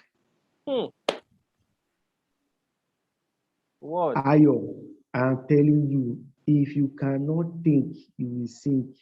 If you think it's just to, I want to organize a program, I want to train people, you will organize the program, do flyer, do radio advert, and nobody will come. One guy shared on Facebook how he rented the place, did everything he could do on publicity, and at the end of the day, nobody showed up. But I like what he did. He still went to the hall on that day, took a picture and said, I organized the training, and nobody, I can't remember his name, one very active guy on Facebook. He snapped a picture and said, I did this fearfully with all my strength and all. He owned it with his full chest and said the thing failed. Okay, now I'm not trying to maybe steal the story, but 2014 in the city of Kwara State, Ilori, the same thing happened to me. So exactly. that it shouldn't make you give up, or it shouldn't like no. So just one experience. The point I was trying to explain with that story was you must think. One of my mentors told me, he said, hey, Shegun, are you Joe Maxwell? I said, no. He said, are you Fernando Toye? I said, no. Are you, mentioned names of very popular people in our industry and said, those guys do programs and people don't just show up. They don't just show up. There is something that makes them show up. If you see when they're organizing programs, they go all out. Speak for gold that Fernando is doing now. All his proteges are marketing the thing like crazy. Yeah. Anyway, they have commissions for marketing it. Every person they bring, there's a commission. There are different levels. That's why I said, if you don't think in the world we are in now, you will sink. FEDA, you fit. You will owe debt. You will look foolish. People will not take you seriously. So you must think. Let me even throw an example. I'm doing my customer service training now, and I'm just asking the Holy Spirit. By the way, if I don't tell you this, I would have missed everything that I'm doing tonight. Guys, the greatest source of inspiration is the Holy Spirit. If you don't have a relationship with Him, you are missing. If I tell you everything, I don't tell you this one. If this conference finishes and you don't hear this one, you have missed it all. I am telling you. You need the Holy Spirit to give you insight. He said, ask me, I will teach you all things. He knows the button to press to make the thing work. He knows the one to whine. You just need to ask him. Problem is that many of us go to church today, we are Christians, but we do not have a relationship. You know, when Jesus Christ was going, he said, I will send you the comforter. The comforter is the one that is here now. Many of us still pray and we are praying in the name of Jesus. Fine, it's good to pray in the name of Jesus, but what have you asked the Holy Spirit to do for you lately? What have you asked the Holy Spirit to do for you lately? The reason why you have not asked him is because you do not have a relationship with him. You don't even know he exists. He's there looking for a romantic relationship with you. Imagine a girl who's liking you and winking in the dark at you and you're not seeing it. The Holy Spirit is just there, chill in his still small voice. He doesn't shout. He doesn't, not gentle guy. He doesn't like background. But if you need to bring war, if you bring war, you know, but he's seeking for your attention. You will not get him to listen to you in all of the noise that you are in now. Take out all the noise. People that make it loud in the business world, first of all, draw inspiration in their silence. Hey, I write this one, I go need them. I didn't think of this. People that make it loud in the business world, first of all, draw inspiration in their silence or from their silence. Yes, it's in their silence that, you know, the Spirit speaks to them. You wonder why you just see a program and you want to go. There's a key that the man has found that if I mention this one, bam, you know, people will buy into this. And that's the person I'm introducing to you today. Guys, if you have not met him this night, I pray for you. You will encounter him this night. All you need to do is ask. Say, Holy Spirit, I want to talk to me tonight. I want to hear you. I'm listening. I'm all ears. So I need you to talk to me in that place where you are having challenges. You know, many of you now, you have done everything, but you are waiting for that next big break. You are waiting for your first big break. He needs to tell you what to do to get your first big break. I had not found a niche for myself until I spoke to him and said, I don't tire to hustle. I they do everything. Today I they speak for church. Tomorrow, hey, master is here. This is Oinka, the one I'm not worthy to tie his shoelace. It's already here. Baba, I'm lawyer, see by two hands. Sorry. See by two hands. Oh. Can you hear me? Of course, but maybe he's just trying to stay behind. Yes, He doesn't want to take your section, but he's in. Okay, so I'll wrap up with this. He's already here. Until I listened to him and he said to me, there's a gap in this place. Go and fill this gap. And once I came out and shared it with my physical mentor, my physical mentor was like, wow, I didn't know. Toilet. I salute you, sir. See my two hands up. I salute you, sir. Good to see I'm you, sir. telling them that I beg. Your shoelace, I'm not worthy to tie. I'm just no. You'll be firing us, especially Arsenal fans. Have you? Okay, I can't sanction. Maybe you can sanction him on my behalf. We'll leave mercy for you. We'll have mercy on you and leave mercy for you. We'll have mercy and leave mercy for you. All right. Okay, so let me wrap up. Nee is already here. Let me wrap up. All right. Yeah. When I shared with my mentor, it was like, wow, I didn't even see that. I walked up to someone else and shared that this is the idea. She was like, oh, in fact, when you fix this training on this, I will be the first person to register 3 of my staff. So I've not even fixed the training. Just sharing the idea that the Holy Spirit gave to me. I had somebody who was ready saying, I will give you 3 of my staffs. And she did exactly what she said. And the first training was blast. So I'm saying to everybody listening, the secret of me, of Ayo, of Steve Harris, of Feladrote, of Paul Fo, of Jimmy Tewe is the Holy Spirit. If you don't get it, then you are missing. If you miss out on that, then you are missing out on a whole lot. Thank you, guys. Have a wonderful night. I leave you in the hands of the one whose shoelaces are not ready to tie. I'm sure he will deliver to you tonight. Whoa, man. Thank you, Mr. Segun Manuel. I so much appreciate you. And people should really understand this. The lineup of our speakers is not a mistake, and I'll keep on saying this. I believe that every single person needs to understand and have the right mindset, because what could delay people, hundreds of people in the wilderness for a journey of 40 days to become 40 years, is because their mind were not right. So we were able to do that on the first day. We're able to look into purpose. The second day, your mind is right. Then you need to understand what God wants you to do. Then we moved into what? Leadership. Because when you understand purpose, it will help you do some action. But you need to understand that you cannot do it alone. You need to work with people. Then that is what? Leading. Then making it understood. But what happened? You have to have a family. But before you have that family, you have to learn about it. That's why we brought in the parenting what? Coach. Now, definitely you have to go into business. You have to what? Either do business or go into either ways. Either you're an organization or you are your own organization, you are still in business. You are selling. As I'm speaking right now, I'm selling to you. As Segun Manuel is speaking to you right now, he's selling to you one way or the other. As you are even on this section, you are selling to yourself because you are becoming more better. So this lineup is an awesome section that you don't have any choice than to just maximize. So thank you very much, Segun Manuel. Thank you for impacting us. God bless Thank you. you. God bless you. God bless you. And I look forward to Thank you meeting for you having in me. person over the Yes. past 4 years, right? About 4 years now. We've been friends, but we've never met. So thank you so much for giving us the privilege. Hey, how Say you hi. doing? Hi. Hi. Hi. Okay, so Hey, everybody full say family. it's time to go. We love you. We love you. Thank you very much. All right, so bye bye. All right, bye. Bye. We Okay, love you. bye. We love you guys. We love you. We love you. We love you. We love Bye you. bye. All right, Thank you. bye. Thank you. We love you guys.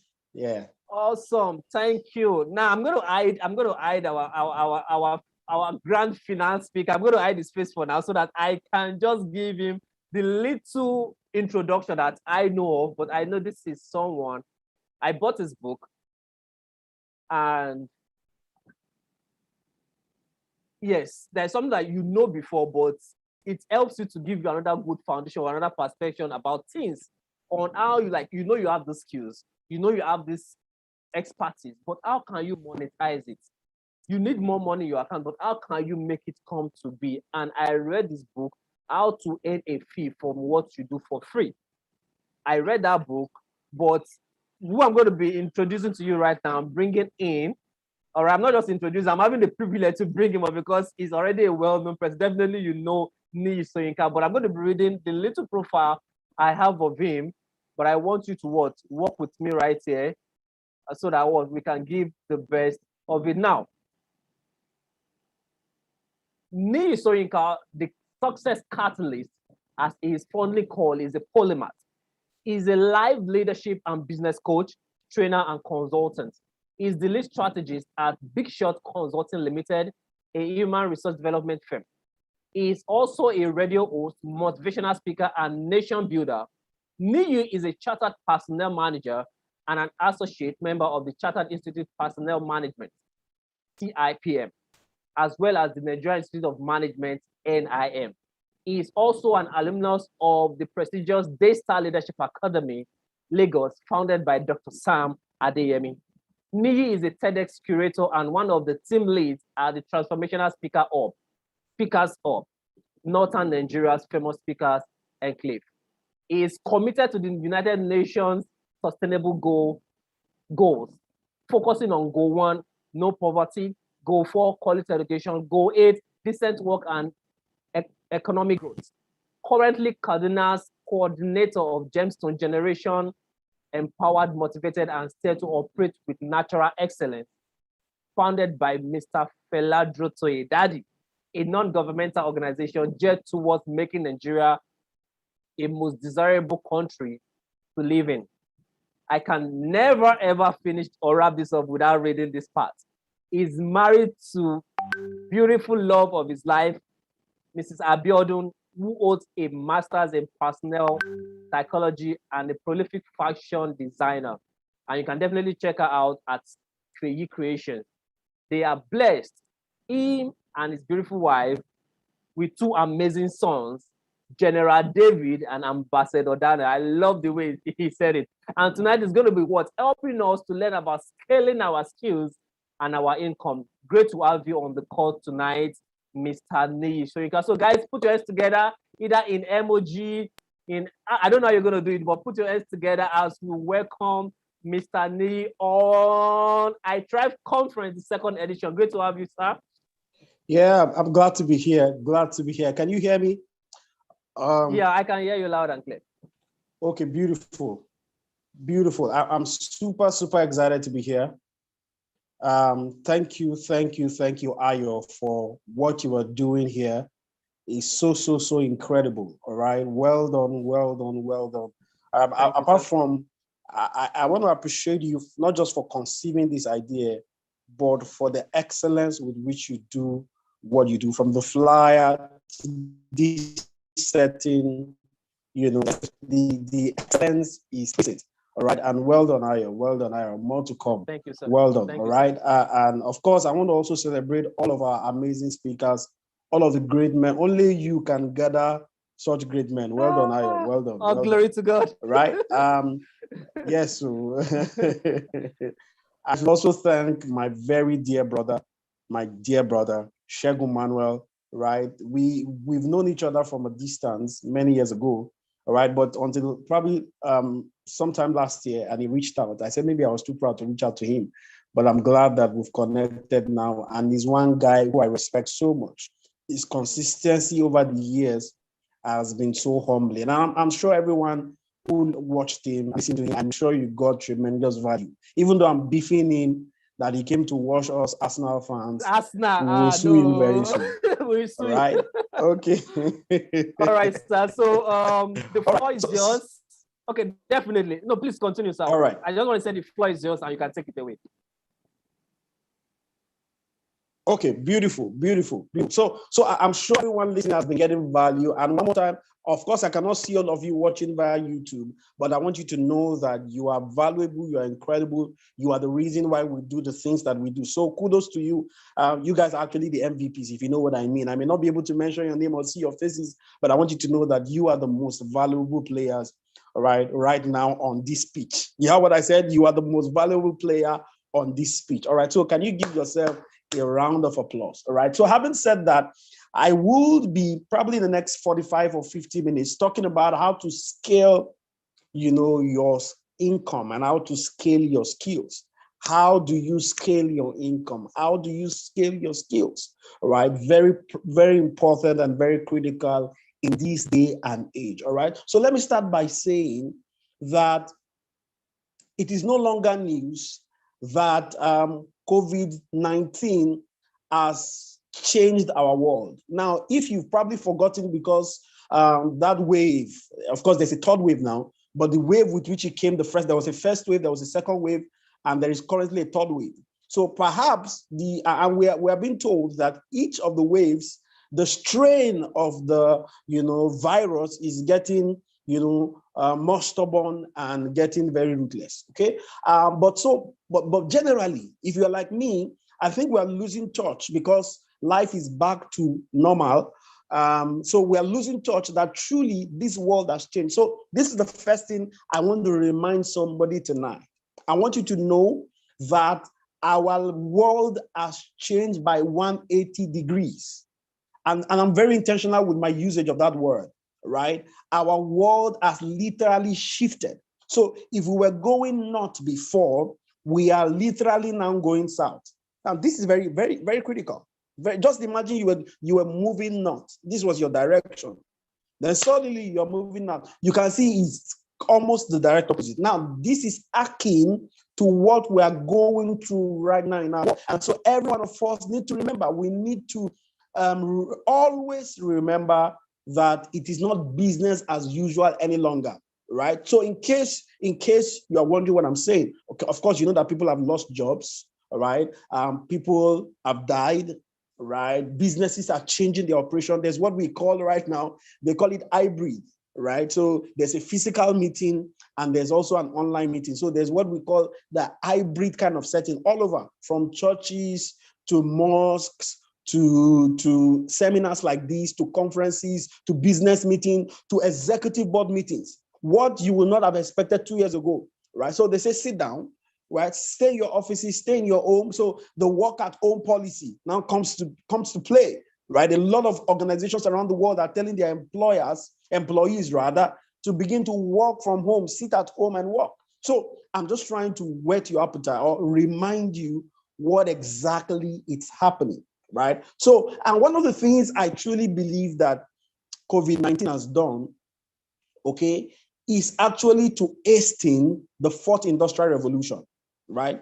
Yes, I'll say that again. COVID-19, for me, from my perspective and from my research and observation, I truly believe more than ever before, it has come to hasten the fourth industrial revolution. So in case you are wondering what that is, right, it is Googleable. You can check what the fourth industrial revolution is. But in case you are wondering, right, so earlier we had a first industrial revolution, right, many decades ago, and probably many centuries ago, in fact. Right, so it was that decade of agrarian farming and all of that, all of those peasant things generally. Right, then we now moved to the era of production, mass production. You know, where you had the Henry Fords of this world. You know, you had some form of mechanization and all of that. Then we now have the third industrial revolution that we just left. Right, it was the age you call the internet age. Right, the computing age, right? Okay, but right now we are into the fourth industrial revolution, and this we're talking about artificial intelligence. We're talking about robots. We're talking about the era much more of digital science, data science, digital marketing, and all of those great stuff. Okay, so basically, all of this let you know that you need to scale your skill, right? Because as an undergraduate now, you know, I love to tell some people that sometimes some of the courses that they're studying in university, you see that are not extinct or the place or room for anybody to employ you. Right? So this is very critical. What is the first key? So I'm going to divide my talk into two. All right, I've laid this foundation that I think is cogent and very important. I want to divide my talk into two just from my subject. So I will tell you how to scale your skill and, of course, how to scale your income. I hope that is fine. All right. So the first key I want to share with you into scaling your skill is to be updated. All right. To be what you call to be updated. That's the best word I can find to describe that. Right. That means, or if you want to say you need to be correct, you need to be up to date. Right. You need to be up to date. You need to be correct. You need to know what's up. Right. Very important.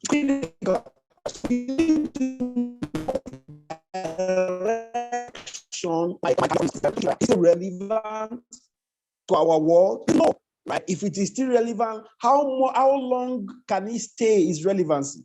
Very important. The relevancy of my skill or my career or my job, how long will it update one time? He said for you to be relevant. And I think you need to write that. To be relevant in our world, then you need to be updated. For you to be relevant in our world, then you need to be updated. So in scaling your skill, all right, you need to be current. You need to know exactly what is happening in the general space of skills, in the sterile space of your career. All right, you need, very important. It's critical because until you know what is in vogue, all right, until you know what is happening, you will not be able to position yourself. I'll say that again. Until you know what is current, until you know what is happening, you will not be able to position yourself. So if you are striving to position yourself with your skill or your career, whatever you are doing, right, check how informed you are, right? Do you know what's up? So let's use that balance. I know some people probably will be watching outside the country, but my point is that do you know what's up? Do you know what's current? Do you know what's trending? And by trending, I don't mean Obi Kubana, with all due respect to him, right? I don't mean any other thing. I'm not social affairs. There's nothing bad in that. In fact, I'll talk about versatility very soon. Right? But we are much more current with those things than we are about our skills, about our careers. All right? And it's pathetic. Okay, because, you know, of course, those things make us happy. We have merriment. Is what is trending on Twitter, is what is trending on Instagram, on Facebook. And so we catch the bug and also move with the flow. Like I said, there's no problem being versatile, being aware, but it shouldn't take you away from knowing what's up with your skill. So my first key to scaling your current is to know what's up. is to be updated. For you to be relevant in our world, then you need to be updated, right? So that's the first key. The second key, is what I call the power of hunger, right? I Ayo was introducing me when he talked about my book. I talked about the power of hunger, and it's a very, very powerful subject, right? I was meditating on my talk tonight. I was doing something, outside. I whispered, I just screamed, thinking my wife, she was in the kitchen, I was outside, so I was outside, but we could communicate. I told her that passion can get you started, right? But hunger will keep you going. Can I say that again? Passion in the area of your skill, all right, will get you started. So I'm passionate about my work. I can tell you a greater formula. Hunger will keep you going. Hunger is powerful. Somebody said, what comes hunger with skill? I said that you've got to be crazily hungry. You've got to be hungry, right? It's hunger to determine what you get. It is the hunger that you have.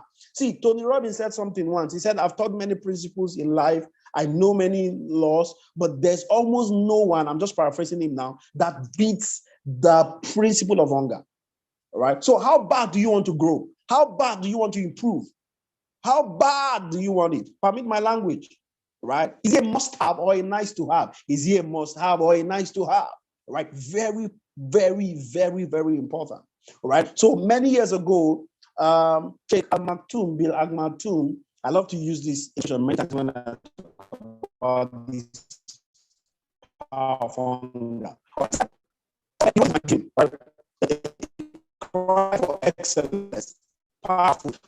Okay, I'm talking about the prince of the right, Prime Minister of the United Arab Emirates. All right, they were in charge of the construction of Dubai. If you don't know where Dubai is, all right, you know where Dubai is, and you know what happens in Dubai. Dubai was really best converted into a masterpiece, right? A masterpiece that even, a lot of people around the world are going for holidays and all of that. So you can imagine, but always remember that place was a desert. So you can imagine if this man is talking, we should listen to him, all right? So he wrote the book titled My Dream, okay? And is it my dream or my vision now, okay? So he now said that somewhere in Africa, every morning, the lion wakes up, knowing that for her to die of starvation, she must outrun the fastest gazelle. Listen to me carefully, and I'm being deliberate the way I'm saying it. The lion roars every morning, right? And immediately she wakes up, she says, you know what? I don't want to die of starvation. I need to outrun the fastest gazelle. The gazelle is an animal. The gazelle is also not fish. The gazelle wakes up that morning. He may not roar like the lion. The gazelle now say, you know what? I need to wake up this morning and begin to run and outrun the fastest lion. So the lion is running to outrun the fastest gazelle so it doesn't die of starvation. Okay? The gazelle on the other part is running also so that it doesn't become a prey, right? Interesting story, isn't it? So you must be so hungry about growing, about improving, that you have the mindset, all right, or the state of mind of the lion and the gazelle. What is your state of mind? Right? Because this can be many others. You can die of starvation or die being a prey. Okay, so you must have these two things in your mind, these two mindset that the lion and the gazelle are. So you are so hungry that you are running, that you don't want to die. You don't want to die. You don't want to go extinct in your skill. So you are improving, you are growing. You are listening to seminars like this, all right? Even after now, you are going back to study. You are going back to review your notes. So you are that hungry because you don't want to die of starvation. You must also become like a prey, like a gazelle that says that, okay, I'm also going to run. I'm so hungry that I don't want to become a prey. Okay, this is very powerful and very important. Did you know that the Wright brothers, now who are the Wright brothers? Just to remind you, the Wright brothers are the people who explored and made the first airplane, right, in the world, sometime in 1905, 1905, right? They were the ones that made the Wright brothers. They were they were children of a bishop. So they were I think their father even told them that it was impossible to have in the air. Okay, but do you know that about the time that these guys were in the works? I hope you know that, they were actually bicycle repairers, but they improved their skills. Yes, that's what I'm talking about. Hunger. They started repairing bicycles on the street of America. And they now, what is the correlation between a bicycle and an airplane? Tell me. That's the power of hunger. Okay, but that's not even where I'm going. Okay, so it's part of it anyway. So, but basically, they now, at that time between 1903 and 1905, when they started walking, experimenting, there was another man called Simon Langley. Right, Simon Langley was the one that the U.S. War Department and some other agencies in the U.S. literally gave over $50,000, gave him equipment, gave him men to actually produce the first airplane. The Wright brothers were not given those resources. I'm telling you, the eyes were not on the Wright brothers because they were not on the that. I'm talking about the U.S. War Department, right? Giving, these other guys, Simon Langley, okay, all the resources he needed.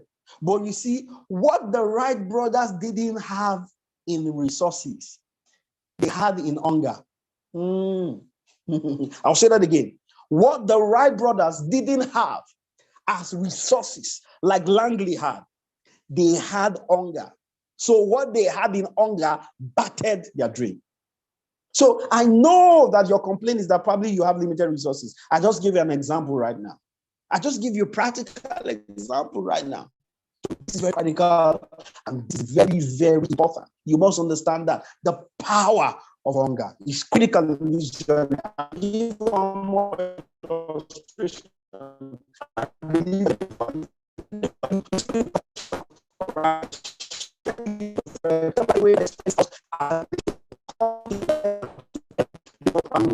The income, drop your comments and let's see how you are getting value. Okay. So, still on the power of hunger. I hope you know that your so they say, you need to have intelligence quotient. So they say your IQ. So people want to measure intelligence. They say, let's test his IQ. Okay, let's know how intelligent this person is. Let's know whether this guy is smart, whether this guy is good, and all of that. Great. Some other people now. So in the last 10, 15 years, all right, men like Daniel Goleman came with the concept of emotional intelligence, EQ. All right, so you have EQ and you have EQ. They began to downplay the place of IQ and said EQ is more important. I'm not here to start another debate. That is ongoing everywhere, okay? Just like the debate leaders are born or leaders are made is a lifetime discussion. So we also have that debate whether EQ is more important than IQ, all right? But that is not my argument, right? There is a third Q that you need to know about, and it's called the HQ, all right? The HQ, okay? Now, HQ, what comes to your mind is headquarters, Abi. I'm not talking about headquarters, sir. I'm talking about your hunger quotient. Your hunger quotient, that's what I'm talking about. Okay, so you may have all the great IQs in the world. That's the intelligence quotient. You may have EQ in the world, that's emotional intelligence, but if you don't have sufficient HQ, then I can tell you that you may be limited. That's how powerful hunger can be. Like I said, it literally gave resources to the Wright brothers. Practical and very important. So this is the second key to me that you can use to scale your skill, all right? Very, very important. Number 3 is that you need to, very, very practically, simple and straightforward is what you know, but I want to encourage you to do it, all right? Attend meetings, attend seminars like this, attend conferences, everything that is relevant to growing you, okay? Ensure that you do not miss it. Today I was doing a research, all right, for about 3 hours this afternoon. Okay, and the truths that were coming to me, I was saying, wow. You know what I mean? All right, powerful insight, powerful truth. And I was saying amazing. So please, all right, soak yourself. So if you want to get a point, soak yourself into the third point is that soak yourself into continuous learning. Continuous learning, all right? That's basically what I mean. Continuous. So number one way to improving your skill or scaling your skill is what? Okay, is you being current, being updated, being relevant. Number two is to have the power of hunger. Number three is continuous learning. See, schooling may end, but learning never ends. Schooling may end, but learning never ends. Listen, the social media and our world today has made knowledge, has democratized knowledge. It has democratized knowledge.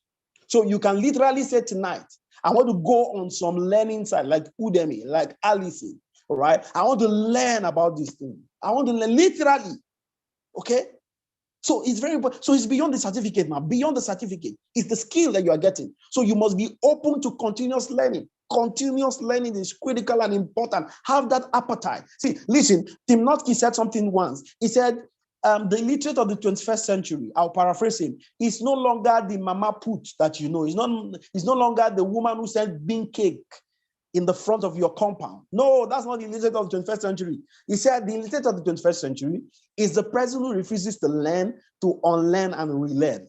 So you must at every time keep learning certain things, keep unlearning some others, and yet keep relearning some. So it must be a continual lifestyle for you. Because listen to me, the day you stop learning, that day you start dying. It doesn't matter your age. I'll say that again. The day you stop learning, that day you start dying. It doesn't matter whether you're 18 or 80, whether you're 17 or 70, whether you're 19 or 90. It doesn't matter your age. From that day you stop learning, that day you stop living, and that day you stop living. Okay, so you need to improve. What's appetite for learning? Learn, unlearn, relearn, learn, unlearn. It should be your mantra. It should be your song. It should be your continuous drive. Please keep learning. All right. So, informal learning. And listen to me, more than ever before, as per COVID-19, informal learning has increased. Okay? A lot of people will be learning online. Schools are getting online. So what's the point? So please, and there are a lot of, Google is life. Just like data is life. I heard recently, somebody said data is life. I agree. Can I also tell you that Google is life? As long as you have gigabytes, you have data to work, then my Google is your best friend. You can literally become an intern overnight. Are you getting me? Are you getting value tonight? Let me know if you are getting value. Very, very important. Two more ways to scale before we talk about relationships, right? Is that, I started mentioning this earlier, the third key, or the fourth key rather, to scaling your skill is to be versatile. Be versatile. Very important. I'm not going to you, right? You must be versatile. Oh, how do I mean versatility? You must know something about everything and everything about something. Please, I want this to, I'll say it two more times, and I want you to rest in your mind. You must know something about everything and everything about something. As this song, one more time.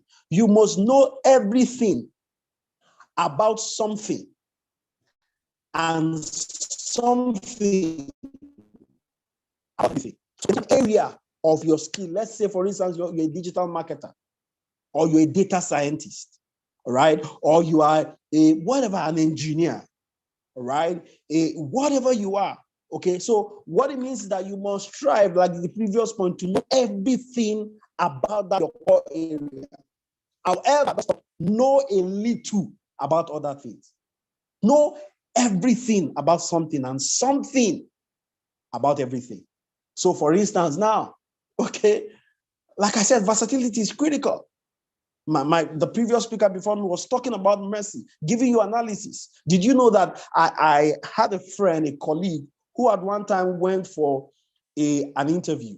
So she went for a banking job interview. And so when she went to that interview, they asked her, lady, you have a 2-1, excellent, tell us about yourself, all of those blah, blah, blah story and all of that.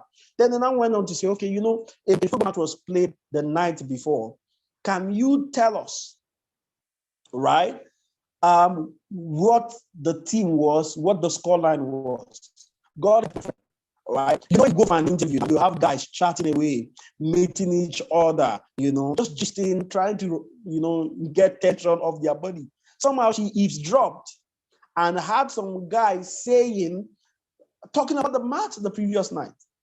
Oh, they were talking about the night. You know what she did? She said, you know what? She picked it and it was exactly what she told them. That was what gave her the job. Very important. So be versatile. Be versatile. So these days, while I was talking about the fourth industrial revolution, one of the things I didn't tell you was that some people will believe that, okay, maybe I didn't do computer engineering. Am I disadvantaged? I don't know anything about artificial intelligence. I don't know anything about robotics. That may not be your core area, but you could develop other, we have what we call hard skills and soft skills. Okay. Hard skills are skills like accounting, like engineering, right? Tell me, like chemistry. All of those things are called hard skills. There's what is also called soft skills, okay? Like communication, like emotional intelligence. Are you getting me? Like leadership, like creativity, right? Like, a lot of them. So you can also be versatile in those areas. Know your core hard skill, fine, but know about soft skills. Know what's up, like I mentioned earlier. Okay? Leadership, creativity, emotional intelligence, communication. Some of you, this may even be your core area, all right? And you need to know something about artificial intelligence, okay? Very powerful and very important. Be versatile. Be versatile. It's critical, all right? So when you can come from here, you can come from there, so that when you have 2-3 people complaining from a job or something, this is what will give you an edge. All of you had the first class. All of you had the 2-2. All of you had the 2-1. So what is it that will separate you from picking you? You went from the same school, you even graduated the same day. What will make me pick you and not pick your colleague? This is what versatility can help you do. In fact, do you know in job interviews, one of the things you can actually do, and please don't quote me out of context, all right, is that even when you get to an interview, you can actually begin to corner your interviewers to the place of your strength. Yeah, I'm telling you. That's why some people, they will go into an interview panel and it becomes a comedy show. Why? Because maybe they are chatting about football. They are chatting about some of that. They are not even discussing what brought them there. You get it? Versatility helps you to stay the test of time. Because of my time, let me check my time. All right. Oh, wow. So let me talk about the last one, then I'll quickly get into, Ayo, please let me know how many minutes I have more so that I can quickly narrow my mind to know how I can break this in. I hope you're getting value again. Please drop it in the comment section. Whatever lines is striking, you drop it in the comment section. Share with your friends. You still have about 20 minutes, sir. So, 20 people, beautiful. Thank you. So, I can use things to talk about this. Then I'll use the next 15 minutes to talk about how to scale your income, because but the thing is, it looks as if your internet is a little bit shaky. It delays a little bit before it sends, so there's a little bit break. But we'll be hearing you. But can you hear me? Yeah, I can hear you now. Okay, fine. All right. Okay, fine, fantastic. Thank you so much. Okay, so the other thing is relationships. That's how to scale your skill. What concerns relationships with scaling skills? Yes, I'll tell you. Very important. Right? It's critical because you're an average of the people you surround yourself with. Okay, very important. If you're not surrounded by people who are going in the particular direction that you want to go in line with your skill, then my dear, okay, you are shooting yourself in the leg. You are literally committing a suicide. So build strategic alliances in the path of your skill. Build relationship. See, do you know that at some point, I just remember that when I was changing from one organization, we're still talking about skills, right? When I was talking about one organization to another, I was just taking my shower this evening. And I just remember that it was because of somebody who knew me in my previous organization. I recommended my sister in another organization. So I saw the power of relationship in improving your skills. You see that now? Because sometimes who you know trumps what you know. Yeah, but sometimes who trumps what you know. That sometimes who you know is more important than what you know. Right? I'm not downplaying what you know again for emphasis. So don't quote me out of context again. Do you get the point? So it's important to establish relationship in the part of your career. Have a mentor All right. Have contemporaries. Okay. Have people who inspire and challenge you. I tell people every time, don't surround yourself with people who pamper you all the time. Hey, somebody, don't run out of my face. I'm going somewhere. I'll say to you again, please do not surround yourself with people who pamper you all the time. But you say pampering is good and I love it. No, they can destroy you because they don't see anything bad with you. They just pamper you. You are just there. Okay? They celebrate you. Then also, the other extreme. Do not also surround yourself with people who condemn or criticize you all the time. Yeah, do not surround yourself with people who can criticize or condemn you all the time. So there are two extremes. Don't surround yourself with people who pamper you all the time. Don't also surround yourself with people who condemn or criticize you all the time. Rather, surround yourself with people who inspire and challenge you all the time. Very, very powerful and very important. Surround yourself with people who inspire and challenge you. This is how to grow strategic relationship. I say if you're in a room where you are number one and there are 10 people, right? It's great to be in that room. It's good to be celebrated, but look for another room. All right. You're still establishing relationship with those people because you are number one. It's still fine. But look for another room where you are number 10. So that by relationship, you are hungry, like I said earlier, because of the relationship around you to become number one, right? So you keep going. They say man is a social that is insatiable. Man's taste, man's needs are insatiable. It's true. All right. So let's talk about how you can scale your income. I believe I know somebody's waiting. Guy, move to money. Let's talk money, man. I'll talk money, man. All right. So how do you scale your income? The first key to scaling your income is what I love to call your ability to either have a product or a service, right? You can scale a product or a service or marketing other people's product or services, right? So I'm reading from my best-selling, I told you about that, How to Earn Anything for Free, an amazing book that sold over 1,400 copies, selling around right now, right? A book that has literally changed my life. What is the title of the book? How to Earn a Fee from What You Do for Free, right? That's interesting, isn't it? You would love to earn a fee from what you do for free, isn't it? There's almost nothing that's exciting. Imagine you are sleeping and you are being paid to sleep. That's great. That's what it means to earn a fee from what you do for free. Okay, so I'm going to share with you a few insights from the book, okay, on how to, get income. Number one is to have a product or a service. Very powerful. Or have somebody else's program. So you have the concept of affiliate marketing these days, growing like mad, growing like crazy. Okay, very powerful model, right? So it's important. That's the first key, having a product or a service or becoming an affiliate for other people's product or services. That's the first key, all right? But before you go and begin to say, okay, I don't have a product, or you random me something, I want to write a book, I want to go and monetize this thing that I have. I want to do. Before you go ahead, can I give you what I said? See, as great as it is to service, as great as it is to service, you must understand what the thirsty crowd or the hungry crowd. Very powerful.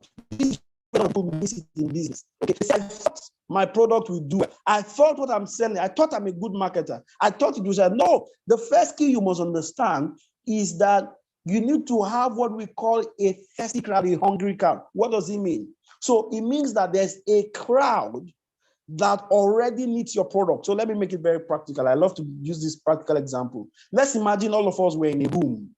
All right, this is not virtual. Let's imagine it was a room, all of us were. And so you can imagine all of us let's imagine that room were choked because probably there's no ventilation or there's no power supply or for some reason. So one of the first things that will happen to us is that we will be thirsty. So imagine my two boys, I have two boys, General David and Ambassador Daniel, walk into the hall and say, Daddy, I see you here. How are you? Mr. Ayo, my daddy's friend, how are you? Mr. Shagun Manuel, and all the other speakers. I enjoy you. You are enjoying the conference. Try. Then they said, what is in my hand? So they picked it up. They picked water up in their hand and say, what do you think is in my hand? Everybody shouts water. How much is it? Some will say, maybe $1, 100 naira, 150, depending on what. Then these children say, you know what? Because we know that what you want, we will sell it for 1,000. Do you know that some of us will literally now what these guys didn't really have to do anything. They came to a starving crowd. Now this can save you forever. Right? They came to starving market. So there is always a starving market and a thirsty market for your products or services. So the point is that don't even develop a product or service yet. Okay, go and look for that starving market. Do some research. That's what we call visibility study. Do what we call the customer avatar, targeting the customer. Then when you know, so you need to know, what does this customer, what is the goal of this customer, right? Do you understand what I'm saying? What's their goal? What is their aspiration? Right? What is their point of this customer? Then you begin to, so whatever product you have in mind design, this thing you have learned by knowing your starving market will help you to go retweak that product. And when you bring it out, you become a seller. I think that was one of the secrets we used for this book in making a bestseller. I knew who my target market was. I knew. So it's important in growing your income. I believe you're getting value. Very important. Know your thirsty crowd, know your hungry crowd. Let them know them. Then you can tweak your message there. And it will be less marketing. You just be posting them and receiving daily alert. So that's the first key to scaling your income. The second key to scaling your income, right, that is what I call the power of visibility. Visibility. See, who knows you matters. See, in the business world, there's what we call the concept called KLT. KLT simply means know, like, and trust. So people will only patronize you. People will only buy from you if they know you and or like you and or trust you. Okay. People will only buy from you, will purchase from you, will recommend you, all right? Only if they know and or like you and or trust you.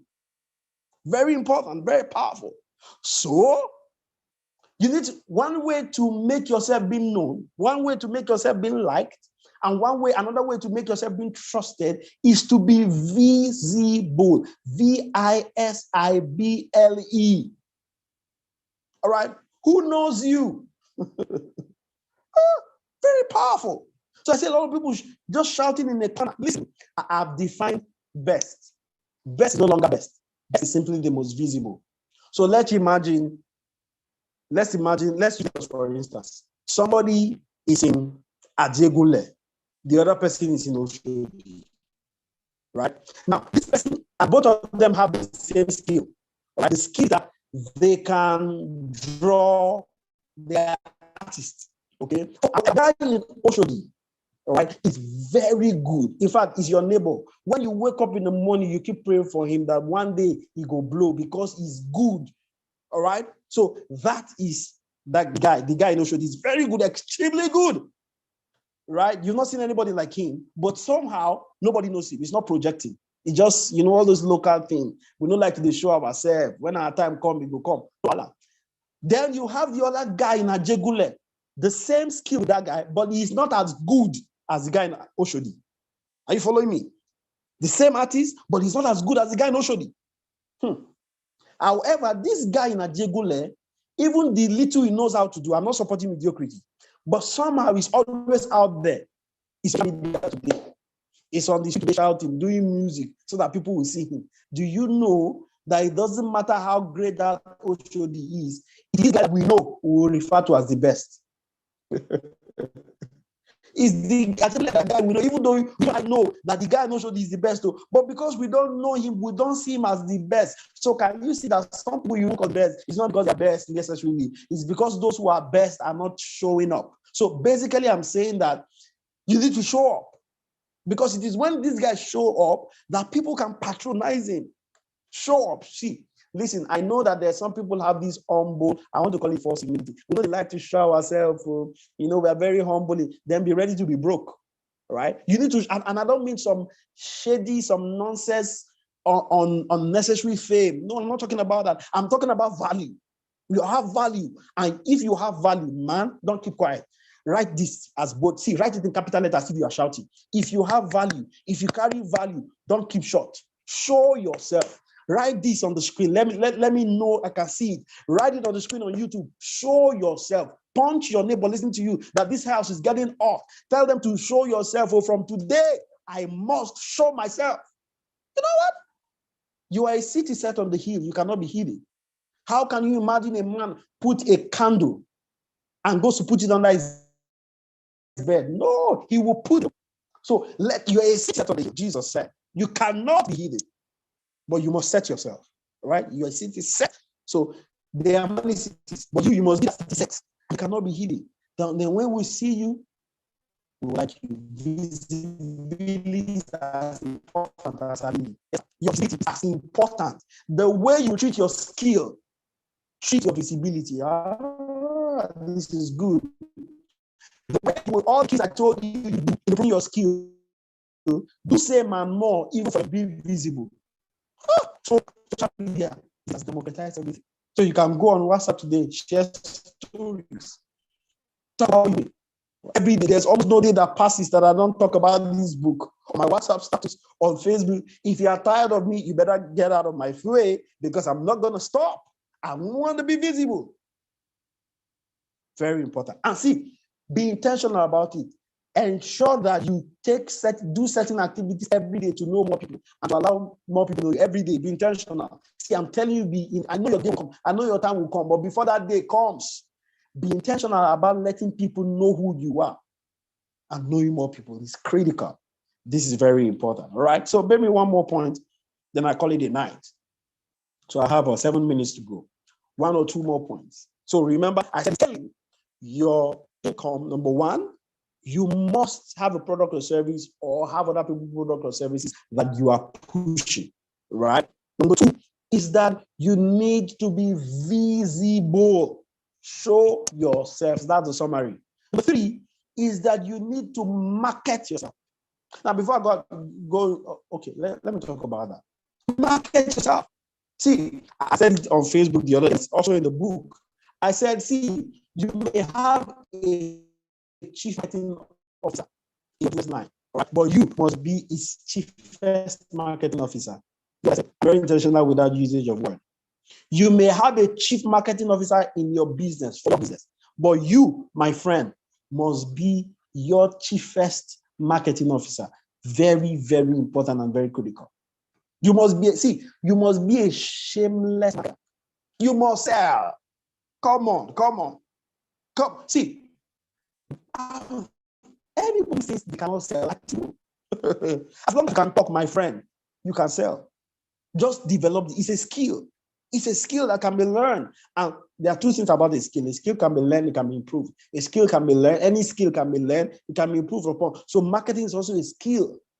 It can be learned, it can be improved. Also, you can learn marketing skill. See, market shamelessly. See, and when marketing, listen, let me give you an example, because if I tell you everything about this book, I'm sure I'm going to tell you how to get this book later. But if I tell you the book, I remember one thing I wrote. I said that there are 3 things I said, but I'll give you one. It's what we call the cost of copywriting. Okay, cost of copywriting. Copywriting, COPY. WRITING. All right, not the other copywriting for left. This is copywriting. Now, copywriting, almost every business, copywriting is just the ability to write words or just bring whatever you can do to ensure there's sales, whether by writing, any other thing. Also, have copywriters who write messages, write letters, write sales copy, okay, that will project the product. So let's imagine, and probably I'll close here. Let's imagine you and I want to do a class, okay? And that class is titled How People Can Make Money from Their Phones. So, you and I want to do a WhatsApp class, want to help people make money from their phones. Remember, I'm talking about marketing. So I came, and the title of my class is How to Make Money from Your Phone. 5,000 Naira. Next week is a class. Remember my title, How to Make Money from Your Phone. Your title was How I Made 250,000 from my Samsung Edge 7, or let's just say any phone. How I made 250,000 from my phone in 1 week. Now tell me, between you and I, whose class will be attended to? Even me, I will not come to class. I'll go for your class. So I'll be better than you. However, you understand marketing and copywriting better than I am. So this is key. This is key. So I want to read some of the businesses that you are doing. Are you convincing enough? Your sales copy. Sales copy is simply what you write to market. All right. All right. Is it convincing enough? Can it get me emotionally? All right. Can it? Because see, people buy for different reasons. They buy out of fear. Some buy because of emotion. All right. Some buy to extend their life. Some buy to feel sexy. All right. So you need to be able to know why people buy and tweak your messages along this line.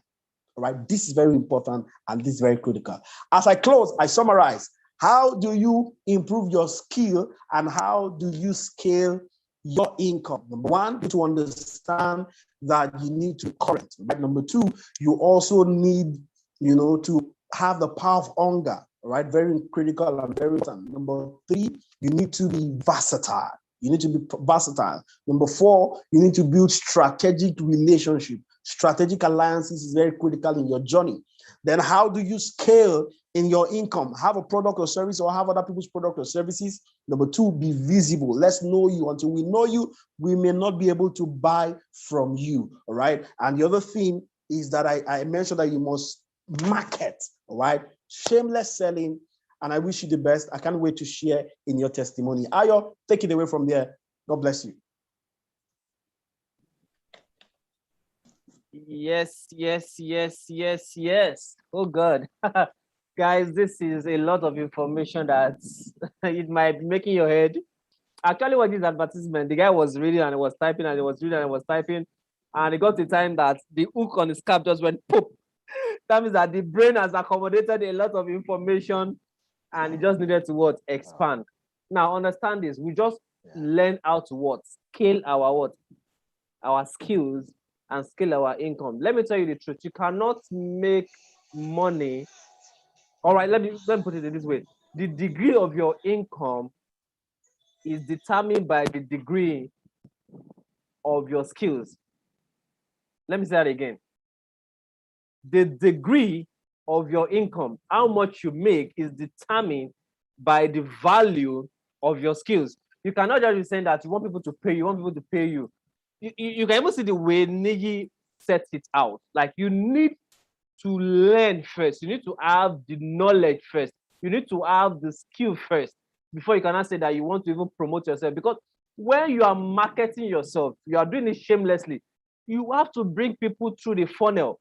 But if you don't know what a funnel is, if you don't know what copywriting is, if you don't know how to be strategic network, it's not balanced. All right, it's not balanced. So it is important that today you first of all what? Build yourself. Learn the skills. And let me tell you this. When you have the skills, all right, the proud speaker before you said something. When you have the skills, they will call on you. All right, they will call on you. So it is important that you understand when you have the skill set and you understand one thing that I learned from Gary Vaynerchuk, jab, right hook, which is aligned to maybe copywriting. People will automatically now say, we want to buy from these people. Let me tell you the truth. Now, the Academy is focused on helping people build the right mindset for productivity in all spheres of life. Now, I might not directly be selling products to you, but can I ask you a question? Based on all this right now, if I package this right now and said, okay, I don't want to sell it for the value of maybe like 5,000 per one, but I'm just giving it to everybody, everything packed together for just 5,000 naira, like all the old section, definitely you will buy. Why? Because you know the value contained in it, right? You know the value contained in it. So this is it. The principle is what? Jab, right hook, right hook. What value have you been giving from the start? All right, for the past 8 years, I've been giving value, I've been impacting, I've been sharing value content. So when I ask for something, people will literally say that this person has even given more enough. So for me to buy his book for 5,000 naira or 3,000 naira is nothing. So the fact is that what is out there that people, that principle is very important. KLT. All right, they have to know you first. And the only way they can know you is by what you push out there. Now, you can only push something of relevance when you yourself, you're already relevant. You cannot just say, I want to talk about, see, for the past 8 years, I've been intentionally building myself as a mindset coach. And I'm not there yet. Definitely I've impacted to some degree, but when I know where I'm going, I'm not there yet. So for that past 8 years, I've been giving value. All right. People are already knowing me. Now, it's not for the course of knowing me, but for the course of helping them to learn. But whether you like it or not, you are going to be known when you are giving value. Now, they will like you. That is why we now start seeing some fans, people that say they want to be on your team, people that say they want to support you, people that say they want to work with you, or possibly people that want to even buy from you. Now, for them to even now say they want to become a better customer, they have to now trust you that this person that is teaching this, that is helping this, will help me in my own process to get what I want. So the lineup and having Niyi Soyinka as our last speaker is not a mistake. You've learned about yourself, you've built your mind, you have purpose, you already learned about leadership, you've known how to build yourself and become a better leader and a better father through parenting. Now you've understood organizational culture, how to really build yourself. Now, whether you like it or not, you need money. They say ideas without finance, it will lead you to frustration. Paraphrase in a way. All right. It was said in more funnier way than this, that if you have ideas and you are full of ideas, but you don't have money to push that dream, it will lead you to frustration. So it is important that you know how, first of all, strategically knowing the skills that you need to learn. Don't forget what I and Segun Manuel said. Yes, schooling is good, but education is key. You can get certification from school. You can get that pali, that brown sheet from school, but make sure that you learn beyond that school so that you can be relevant to the now market. Now, this is not, I love the way this guy said it, Chadwick. All right, Wakanda Forever. I wish I can play the audio right now. But he said that what? Purpose scales beyond just what you study. All right, purpose is more than job. Paraphrase. That's that all those things, all those orders, all those problems, all those jobs, all those expertise are put together to align you to the purpose in which you have been called. All right. I just drop a link right there. If you join the group as part of the team, and it's not by first place, it's only for the committed people. If you want to be part of Team Diam Academy, I'm going to drop that video tonight so that you can watch it and learn from it. Or maybe you go on my Instagram. Definitely just go on my Instagram and scroll down by Chadwick T'Challa, all right, Wakanda Forever. You're going to see it. The way he said it was so unique, and I had to just use that as a tribute for him when he died. So it's important that you understand that beyond anything, your purpose is way powerful than a job. Is way powerful than a career. All right. So you must understand this. But for you to achieve your purpose, let me tell you, the wisest man, the best, greatest man that ever lived, Christ, Jesus Christ, he needed money to push his ministry. All right, where it doesn't need money, it needed people. So strategic alliance is very important. All right, strategic alliance is very important. He traveled, they ate. All right, so miraculous everything. So you must understand what you need part time. And I want to say thank you very much. But if you have any, I want to say thank you very much to Mr. Niyi. But before I do that, if you have any question, if you have anything that you know that you still want to understand, I want you to drop it in the comment section, in the chat section right now. Before we call it a wrap for the second edition of iThrive conference. All right, but by the way, guys, I don't have my copyright here, my library is not closed, but if you know you've not gotten how to earn a fee from what you do for free, see, you need to get a copy. This is not me trying to make market or anything. It's because I know the content of the book. Sincerely, I'm not trying to market to you. I don't want to say so, but I'm not trying to market. You just need it. It's information. Let me tell you the truth. Whether you like it or not, you will spend 5,000. All right. Whether you like it or not, it will go in a week. Even by tomorrow morning, it is gone. So why not buy it and invest 5 days? Let me say you're not even a fast reader. 5 days into digesting that book and see the way to change your paradigm, the way you think about things, the way you think about the skills you have right now, and you will value yourself. So, man, let me see if we have any question in the comments. Yeah, showing them the results first. This will trigger their emotion, then boom, increase in subscription. Or okay, someone is just like resonating with the information you give. So thank you very much. So, Mr. Niyi, is there any way if they want to reach you right now, what is the best medium they can get connected to you? Your mic is muted, sir. All my social media handles is Niyi Soyinka, but please, you could reach me directly. I hope you can hear me. All my social media handles is Niyi Soyinka. Please, if you want to reach me on social media, just send me inbox that you are from Mr. Ayo. And because I have a lot of limits, especially on Facebook, I just reach and have you. But the quickest way and the best way to reach me and probably get my book is 070 3457 I'll say it 2 more times. My WhatsApp is 070 3457 0310. 070 3457 0310. So Niyi Soyinka on Instagram, Twitter, everywhere, or at Niyi Soyinka, or my website, niyisoyinka.com. All right, thank you so much. That is why what I'm telling them to go to. Just go to niyisoyinka.com and book a section. You don't have a choice. Book a section, and have a one-on-one. Like this is like when you have a one-on-one section, beyond you just reading, it will be able to help pinpoint possible. Like, okay, I don't want to go into ministry, but he's a pastor, definitely has been counseling, and he can help you achieve some clarity.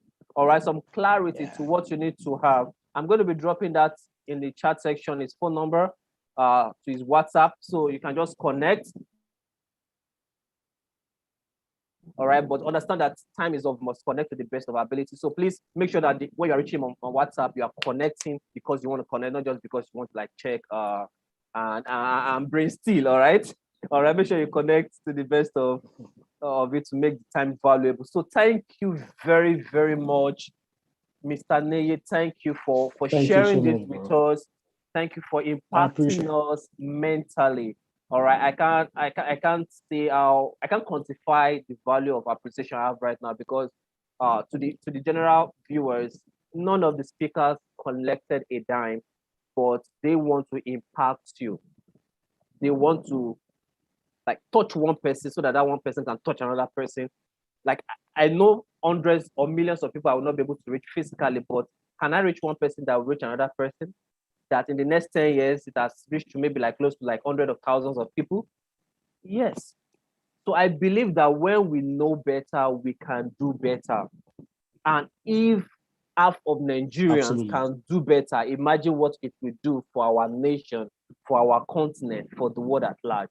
So thank you very much from the like of Roderick from Belgium, to the likes of Ifi McCoy in the United States, to the likes of Kwame Marvins in North Cyprus, to Ebere Bolu, United Kingdom, to our very own Atom, Segun Manuel and Niyi Soyinka.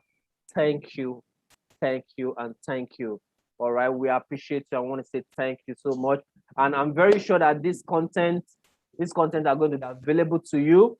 Definitely just check your email. And if you want it immediately, you can just reach out to me on Instagram at Diam Academy. All right, I'm dropping another link right now. If you want to be part of Team Diam Academy, you want to be part of this, because I do believe that the best time to plant a tree, if you didn't plant it yesterday, the best next time is plant it now. So I so much believe that we can start planning edition 3, all right, the 3rd edition from now. So if you want to be part of the team to know how it goes, to help people also build the right mindset for productivity in all spheres of life, you can click that link right away and join in. All right. And if you want to ask for information about how to get this content, you can just direct message me on Instagram at Diam Academy. Okay, at Diam Academy, and I will definitely give you the best of information that you need. So I'm going to allow Mr. Niyi to come one more time to tell us just one thing that you know that people that you just want to leave them with, that if they've forgotten everything, they can maximize and go with it till the next section, or till they connect with you. Okay, that one thing, right, is that you take massive action, right? Take action. It doesn't matter what you have heard, okay? It is the hearers of the doers of the word that are blessed, not just the hearers, right? So if there's anything you need to do from right now, is that, yeah, thank you. TME, take massive action. Nike says, just do it. Just do it. It doesn't matter whether, no, you should have gotten some information already. Basically, I'm saying from the things that you have learned from tonight and all the previous nights and all the other fantastic speakers, and of course, our host, okay, take action, take action. Can I tell you something? In 1 minute. They say that in a film, actors, it doesn't die in film. It doesn't matter how blood the actor gets. It doesn't matter how much blood, how much weakness the actor. But that film will not finish until you see that. In fact, some of them, after the actor has gone through the bloody experience, he will now go and change up, and maybe he's driving a car or he's in a penthouse. That's how they finish. Now, this is experience. That is exactly what your experience will be. Because if you take action, you can be called an actor. And you know what? Actor, no, they die. Actor, no, they die. All right. So you won't die. Take massive action. All right. All right. See you. Whoa, man. Sincerely, like, I've repeated that particular word like 4 times over the period of the 6 seasons of this, or this section of this edition. Oh, wow. And let me say it this way. Wow. 0 action, 0 results. Average action, average results. Normal action, normal results. Massive action, massive results. So, guys, take action. And let me repeat that word: act or no, they die. As long as you have the backing of God, is aligned to your purpose, your mindset is right, you are leading right, you understand the principle of building network, you understand the culture that you need to understand around your business, and you know how to use your skills to gain the right income and channel it to remarket yourself, actor no go die. All right. So thank you so much, Mr. Ney, Mr. Soyinka. Thank you so much. Thank you. All right, sir. Thank you. Thank you, sir. So, guys, and that is it for the 2nd edition of the I Thrive conference. All right, I Thrive 2021. I want to say thank you so much. I want to appreciate every single one of you. I want to say thank you for joining in. Thank you for being part of this. Thank you for making it a reality. And beyond anything, thank you for using the information that you've gotten for the past 3 days to say that I will not just hear this, but I will use it and I will gain results. If you can hear me loud and clear, just type in, I will use the information and I will get results. All right, type it right there. I will use the information and I will get results, because I want it resourceful. I want you to gain results. I want you to have the impact. So please don't sit on the information. Don't just assume the information. Don't just make it vivid. Let it be realistic, reality in your own life.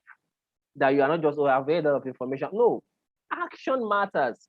Action, even if it's 0.1% action that you take from now for the next 365 days, it will count. Okay?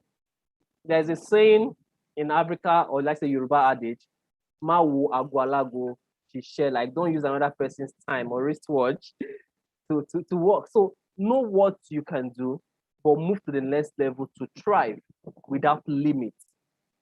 Okay? You've learned how to build a thriving mindset. You've learned how to align to your purpose. You've learned about leading with no limits. You've learned about raising humans who thrive, about organizational savvy, and right now how to scale up your skills and your income. So do me a favor, go all in without limitation and take massive action. Thank you very much, Benjamin Atana. That's my brother. I will use the information and I will get the results.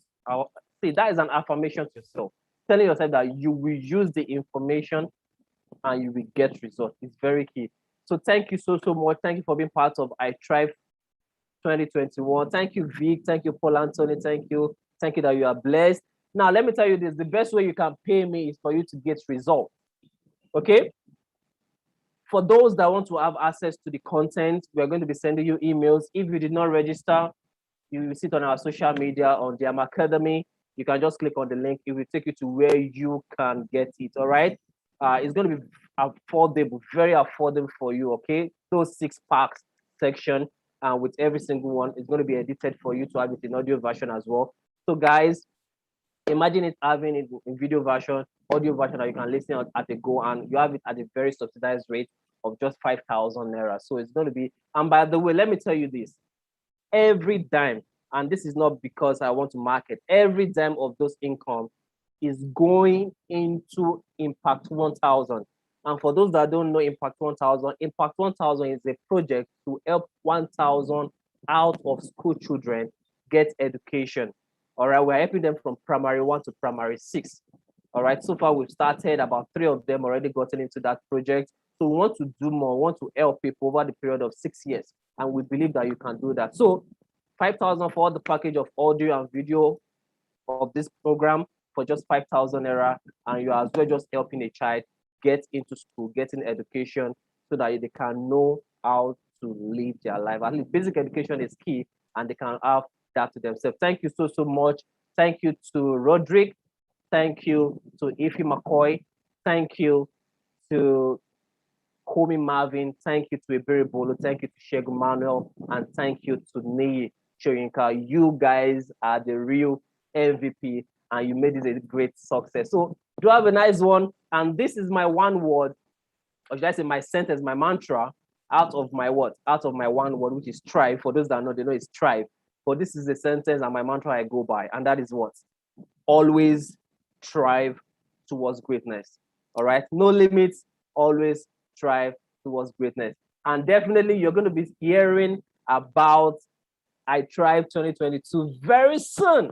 All right, very soon you're going to be seeing the updates and you'll be able to connect. So thank you all for joining in, and we'll call it a wrap for iThrive 2021. I love you. God bless you, and do have a fruitful year ahead of you.